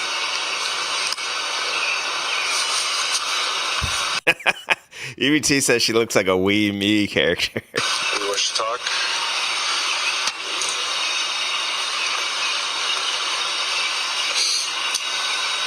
After the funeral, my aunts tried to help her. She thinks they stole from her when they were just trying to get her affairs in order. Okay. She's progressively cut off the family to include promising us some ashes that so we could bury them with the rest of the family. Can I stop you quick? Yeah. What's your relationship to her? Stepmother. Stepmother? Okay. But she's got Alzheimer's, and she's gotten... I know this doesn't help. This is just going to prove the point. But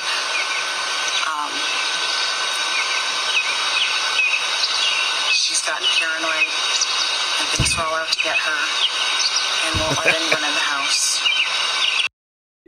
This is why I think it's real. The lady says she's gotten paranoid.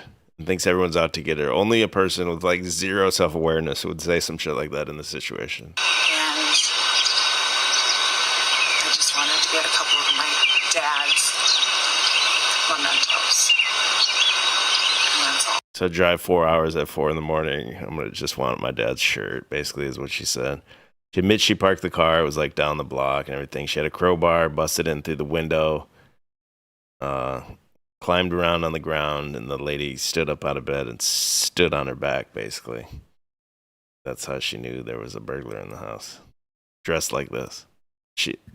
But in the trial, yeah, she was even offered, I showed on the first time I covered this, she was offered a sweetheart deal with just like 4 years probation or something, 4 or 5 years probation.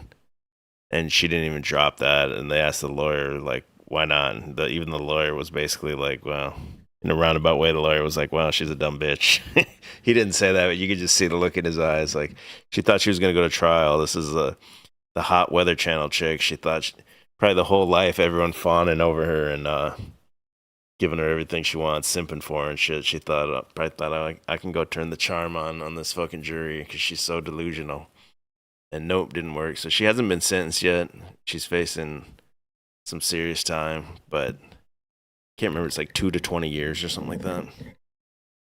I'm sure she'll get the minimum, like 2 years or whatever, but still, huge fuck up, huge dumb bitch. Another Minnesota leader.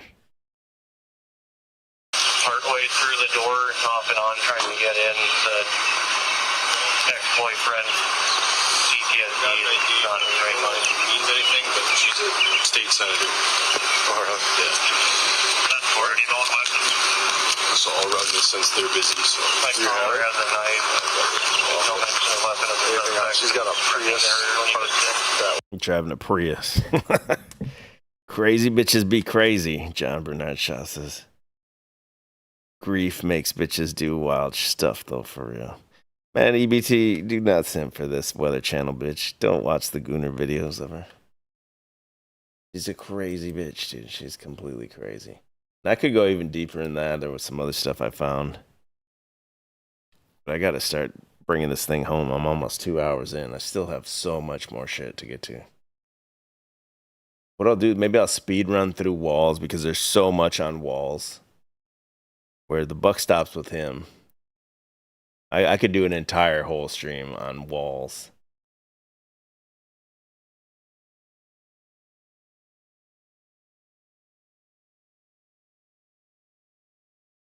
I've become friends with school shooters. I've seen it. Look, the NRA. I've become friends with school shooters. I've seen it. Look, the NRA. He's friends with school shooters, bro. Who says that shit? Hog is Lanza, right?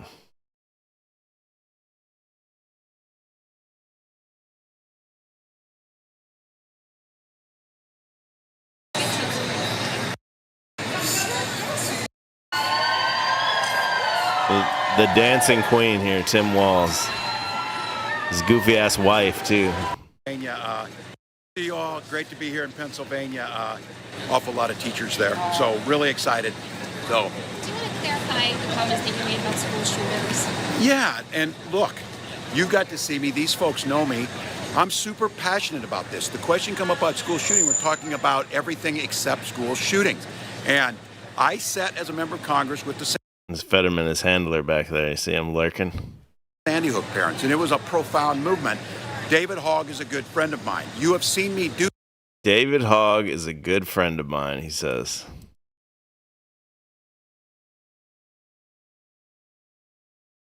With school shooters, I've become friends with school shooters. I've become friends with school shooters. I've become friends with school shooters. I've seen it. Look, the NRA. David Hogg is a good friend of mine. You have. Damn. Bam. Got him. It's a wrap, bro. It's a wrap, Walz. Hogs even What his we've seen handler. from Governor Walz is an evolution where he not only renounced his support from the NRA and gave those donations that he took to charity, but then passed multiple gun laws in Minnesota and allocated over $50 million to fight gun violence in the state. And I trust him. I do, because if you're campaigning on this and you're out there saying that we're going to ban assault weapons, there's no incentive not to do that. He understands what it means to be a responsible gun owner, but he also understands that that doesn't mean that our kids should fear for their lives in schools. You know, I grew up around guns myself. I think most Americans agree with that. And what I look for isn't whether or not what promises they make me, but have they delivered in the past on this? And what we've seen. That's another one of Walz' handlers there.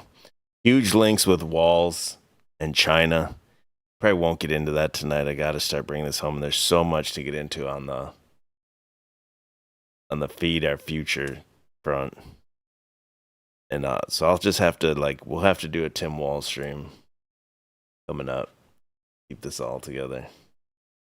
The Minnesota State Fair is going on right now. The people are sick of them. I saw this thing. I thought it was kind of funny. There's this Tim Walz Lies booth, and they're selling merch of them, making them like Pinocchio and shit. Walz Lies. The tide is turning, I feel like, in Minnesota. I know it might not seem like it, but there's a lot of normal people. Yeah, look at, you can buy the Walz Lies. Got the damn whole fit. Shirt, fanny pack, hat.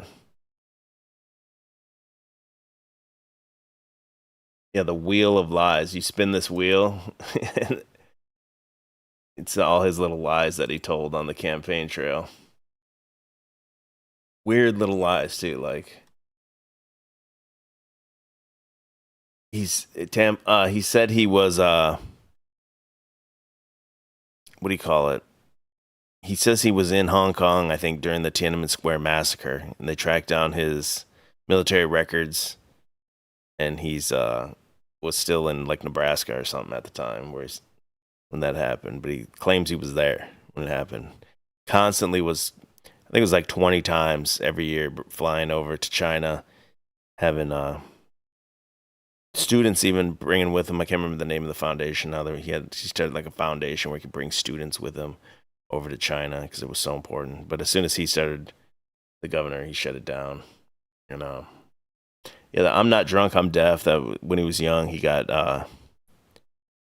pulled over and he was slurring his speech, and the cop asked why he's slurring his speech, because he's drunk driving, and he said, "Well, I'm deaf." So that's still public record on the police report. But yeah, we're gonna have to do this guy a different night. Obviously, a batshit crazy. Buck stops with him.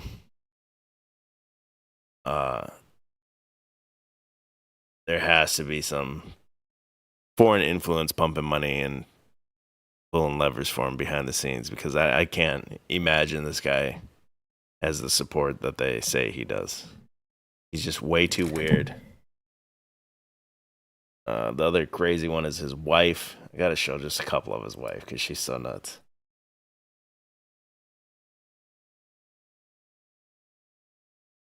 When she did this, turn the page. You like that?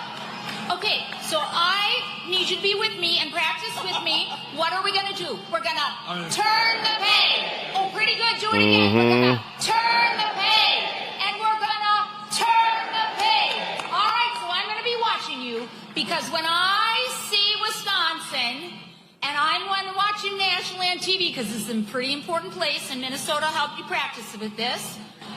You just show me this. Turn the page, right? Turn the page. And you know what else that looks like? Bye-bye. Bye-bye, Donald Trump. We are turning the page. 52 days and we are turning the page. Why is he clapping like a seal, dude? This motherfucker's clapping like a seal. 52 days.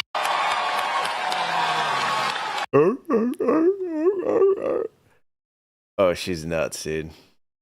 Those first days, when She's talking about the George Floyd riots here. Riots, Last one. I could smell the burning tires, and that was a very real thing. And I kept the windows open for as long as I could because I felt like that was such a touchstone of what was happening.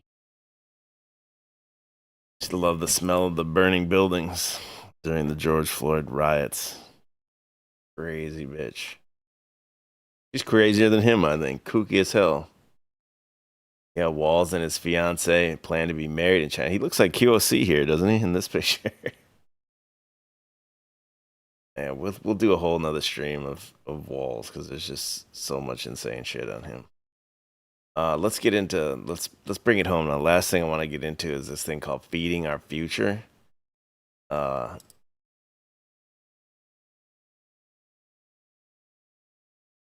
Crazy.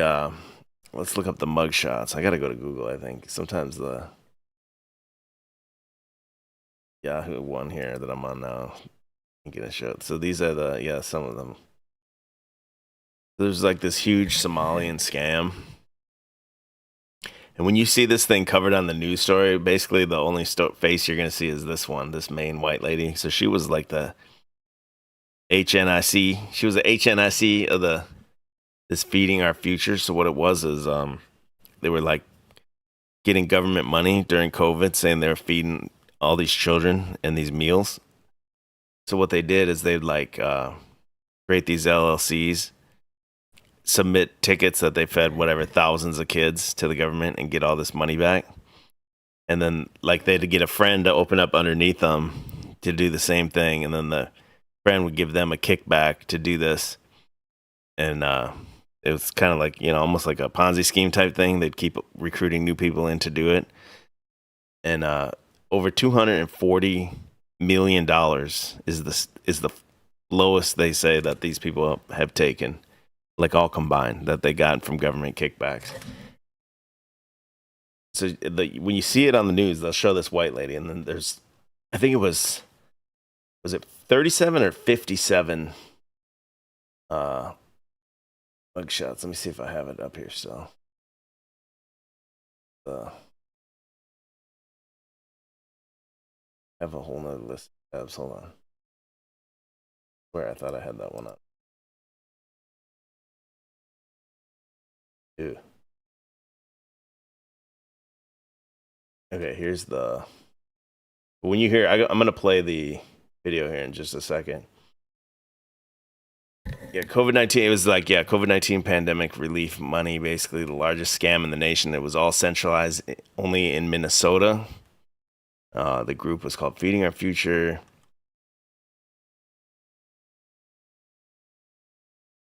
$37 defendants, that's what it is. There's 37 defendants, and all of them are Somalian. Every single one.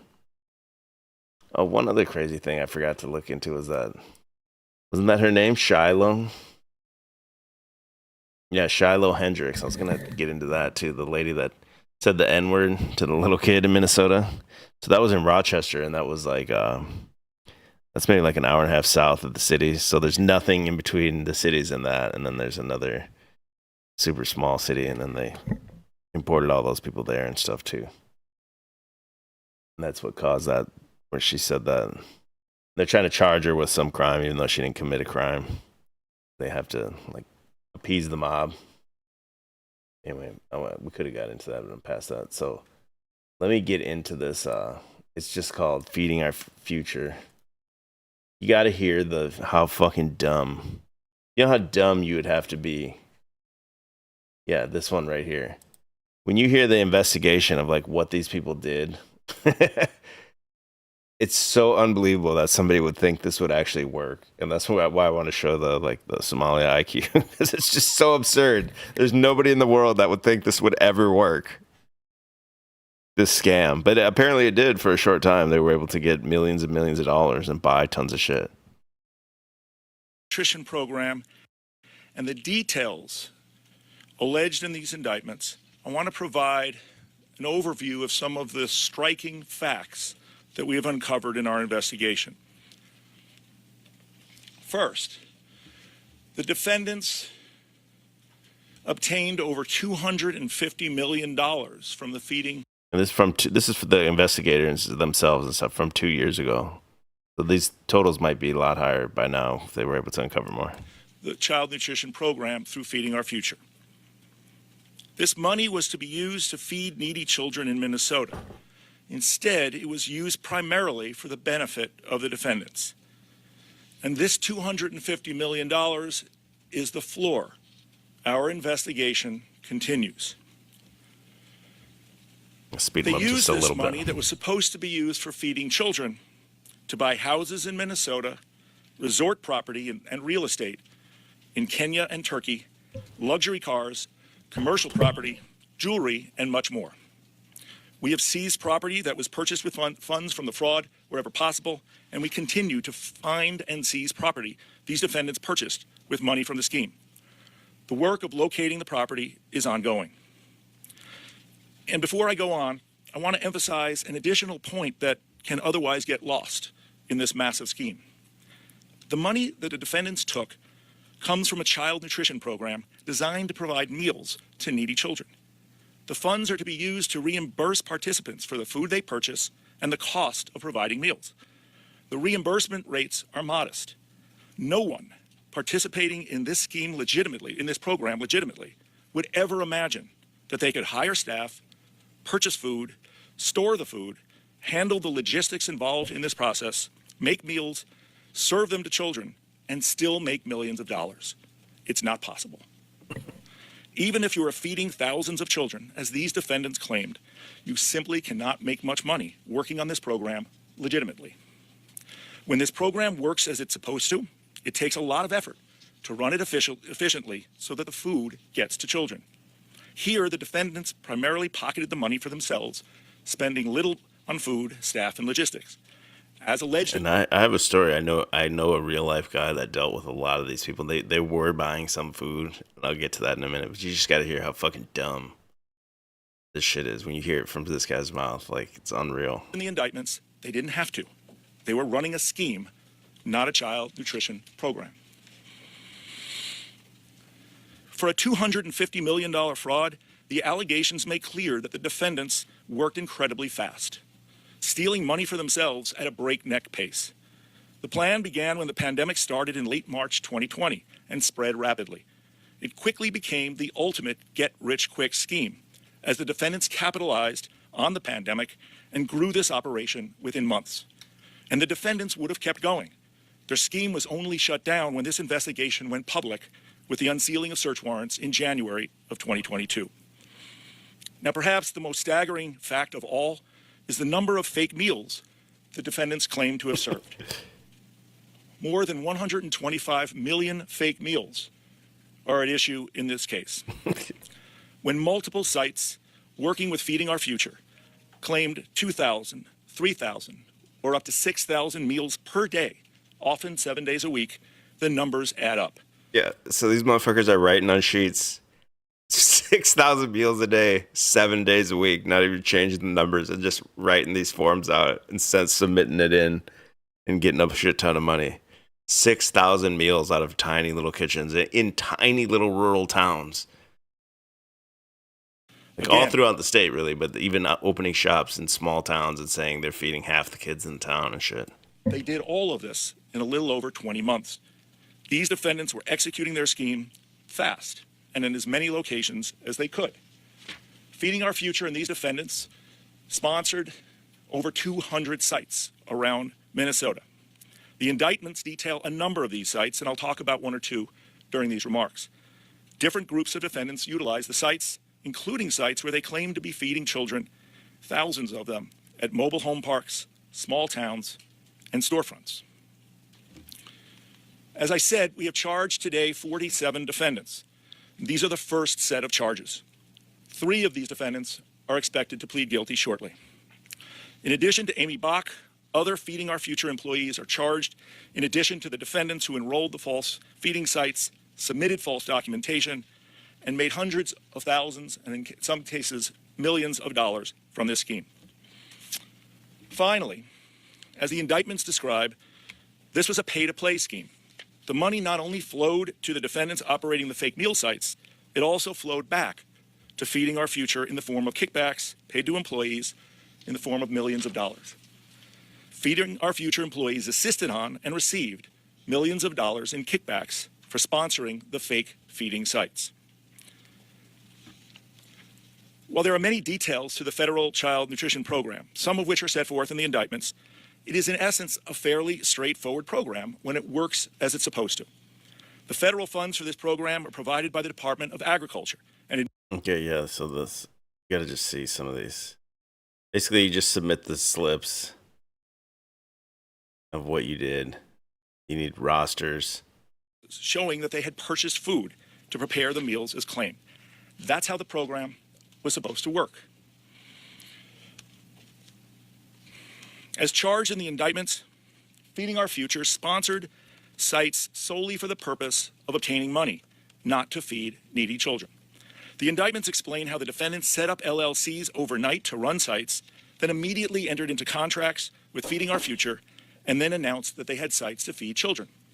The indictments explain how the defendants, one after another, not only set up brand new sites and new entities, they immediately began to claim that they were feeding thousands of children in Minneapolis, St. Paul, and small towns around the state. These defendants claimed that their sites went from 0 to 2,000 children overnight, with little or no planning, staff, food purchases, or logistics.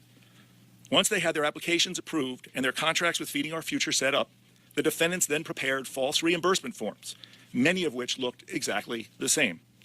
They did this within days or weeks of starting their LLC, getting approved, and finding a site.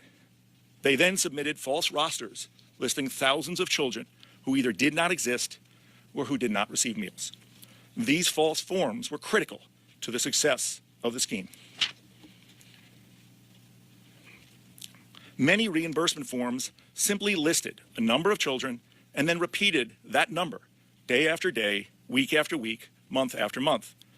Just the same number of children served according to these false forms. Every day. No one got sick, no one missed a meal, no one was away. Same children, every single day, every single week. You know how fucking dumb you have to be to think you could just write these names of this roster out? 2,500 kids every day, 7 days a week. Here's an example of just one of the reimbursement forms that the defendants would submit. This is a form stating that they were serving breakfast. 2,500 breakfast meals to needy children, Sunday, Monday, all the way through Thursday. In this form, the defendants took 2 days off. And you'll see that they served the same number every day, claim 2, and that those were the meals prepared and those were the meals served, identical. Day after day, week after week, month after month. Like, these dipshits didn't even have the wherewithal to like switch the numbers up or anything. Like, yeah, just write 2,500 all the way across. That these small ones were like, yeah, okay, yeah, this will totally work. At a different site, the defendants claimed to be serving supper in an after-school meal program. This one to 3,290 children every day. This one, see how many kids that is? Week after week, month after month. There are countless numbers of these forms, certified at the bottom by one of the defendants involved in the scheme, and then sent to Feeding Our Future, who submitted for reimbursement, taking an administrative fee up front and getting kickbacks from many of these sites. Now, not only were the reimbursement forms, as alleged in the indictment, false, the defendants also made up false rosters of children. As the investigation in this matter proceeded, we learned how the defendants would make up names and use different websites to create names. All of the children had to be listed with their age, between 7 and 17. Some of the defendants simply made up names, invented them. Others used a device, a website called listofrandomnames.com. The website is down, but here's what it looked like. It's a website set up to generate a list of random names. It says that it was set up for authors to create character names, parents looking for children's names. You could plug in the number of names you wanted, whether you wanted male, female, or both, just first names, second names. Whether you wanted alliteration. It's a website that some of these defendants used rather than making up the names themselves. Because the children had to be between 7 and 17 and they did not exist, the defendants had to invent ages. One of the things that we noticed during the investigation was that ages of children, fake children, month after month, changed. So that a boy in January of 2021 would be 8 years old and then would appear the next month on a spreadsheet as 12 years old. What one of the investigators noticed is that there's an Excel formula built into the spreadsheet that assigns a random name to the ages of the children. That's what caused the changes. So month after month, where some of the children were the same, the fake children were the same, their ages fluctuated wildly, just randomly under this Excel formula. Another example is alleged in the indictments as to why these rosters were false. And then finally, we checked the rosters of the schools where these sites were located to see if these children were enrolled in the schools. Only about 1 or 2% of the names in most of these sites matched the school rosters. These children were simply invented. It was like John Anderson. They put a John Anderson that just happened to be one of those. Fucking, you have to be the biggest dipshit to think this scheme would work. You wouldn't get caught. The indictments also explain that the defendants regularly provided false food invoices, either invoices that were simply made up or invoices that were inflated to show far more food purchased than what the defendants actually bought. Okay, and here's where I want to get into where I know a buddy that worked at a club warehouse at the time. It was like for businesses only in Minneapolis when this happened, and he said these Somalians would come in from this organization, Feeding Our Future. They'd come in and buy pallets and pallets of like milk and like bananas, like the cheapest shit. And then he said he knew right away the shit was a scam, and he said like he even went to his managers after a few weeks and was like, "Yo, this shit is totally a scam." He said his own words were like, "Yeah, there's no way you could even give this much food away. The amount of food they were taking." Couldn't even give it away for free before the shit went bad. It was so much, I guess. And the manager said, what is this, like a race thing to you or something? Tried to sweep it under the rug and say, like, he's being a racist or something. But, so that company was, like, selling pallets of milk. So once the shit got shut down, well, they're still ordering all the milk. So he said that the company just got swarmed with milk trucks, like milk trucks showing up every day, and they can't even take it anymore because now the shit's shut down. They're not buying the milk anymore. And he was like, yeah, they'd pull up in vans.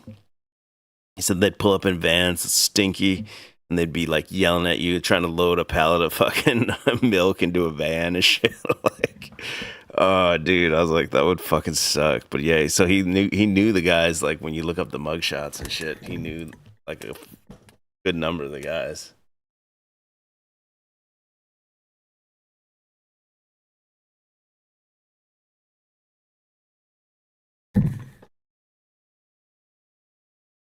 And these guys are just getting sentenced now. Like it's been a few years, and the sentencing's been happening in the last, few months or whatever. And one of these guys is like the right-hand man of Ilhan Omar. And that's her. I meant to get into her too, and I totally forgot. I'm kind of past it now. I've also done her in the past before.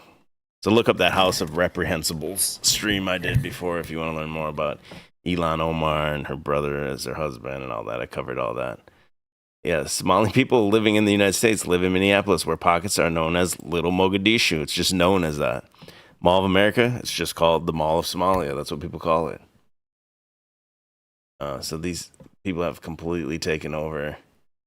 Not even having good scams, bro. You don't even have a good scam. It's obviously a transparent bullshit scam.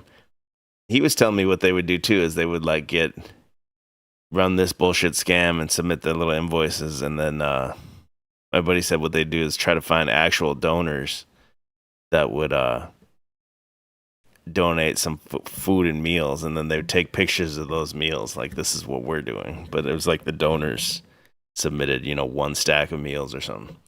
And this is the shit like Doge was invented to like get rid of bullshit like this. Things on this scale, or maybe not on this big of a scale, but things like this are just happening all over throughout government, nationwide level, easily. I'm trying to remember if there's the main lady's name was Amy Bach, I think. I don't know how to spell it. Bach.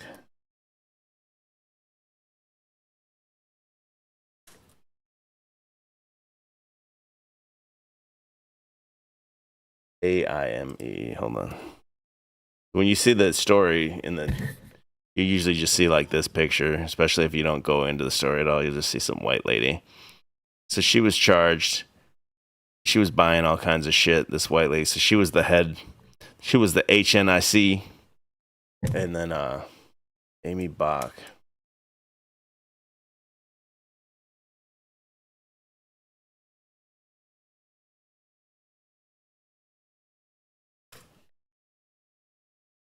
I need to go to Google for this. Hold on.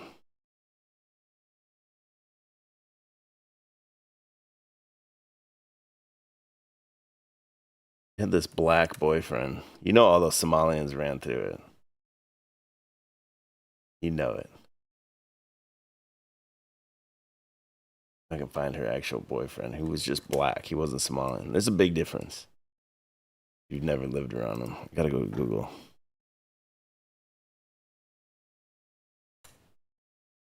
Yeah, this guy here.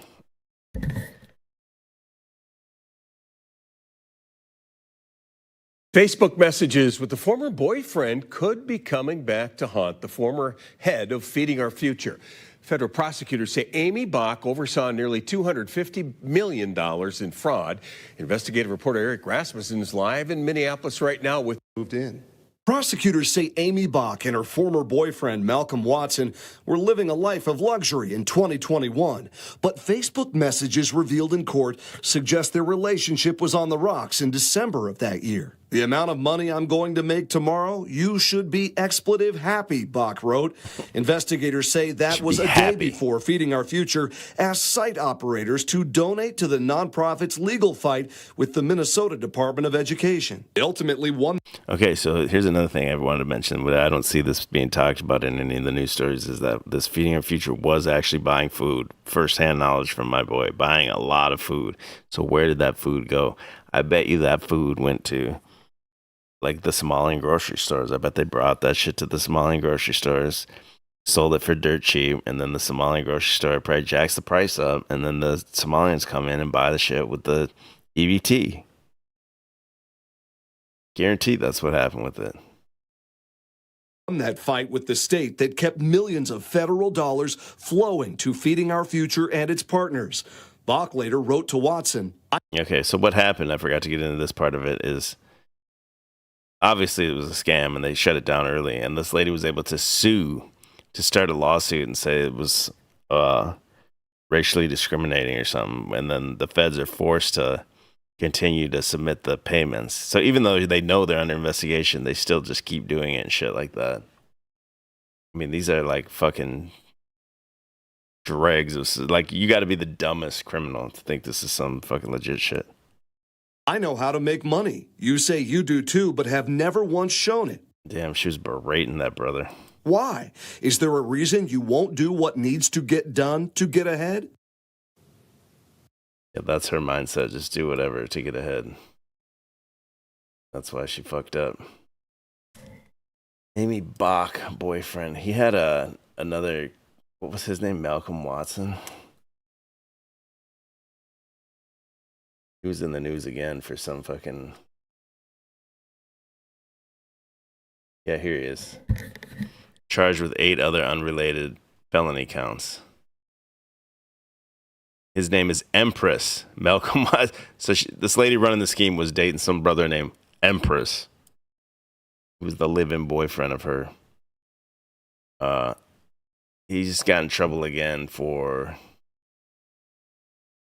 Okay, when the first search warrant says he was accused of taking $600,000. This is how much money's flowing through there. The boyfriend was just pulling out $600,000.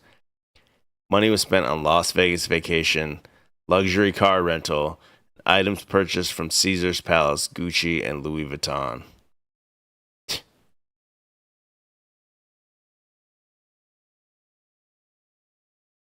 He's just renting luxury cars, standing on them. Look at him standing on a damn luxury car. What a damn idiot. And yeah, his name, he was never charged in that case, so you know he snitched.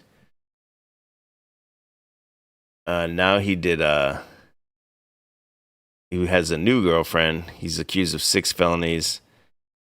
He assaulted the girlfriend, caused significant property damage to her home, assaulted a neighbor. He stands accused of threatening to kill both the girlfriend and the neighbor. To top up the charges, they found a 9mm pistol and ammunition in his backpack. Watson borrowed a pickup truck at the scene. He had another one where he had a DUI car crash last month. And his 11-year-old son was in the back seat of the SUV with a broken ankle. So he's driving between 80 and 100 miles an hour before the crash. So this guy, he ain't with her no more. Still out here doing all kinds of dumb shit.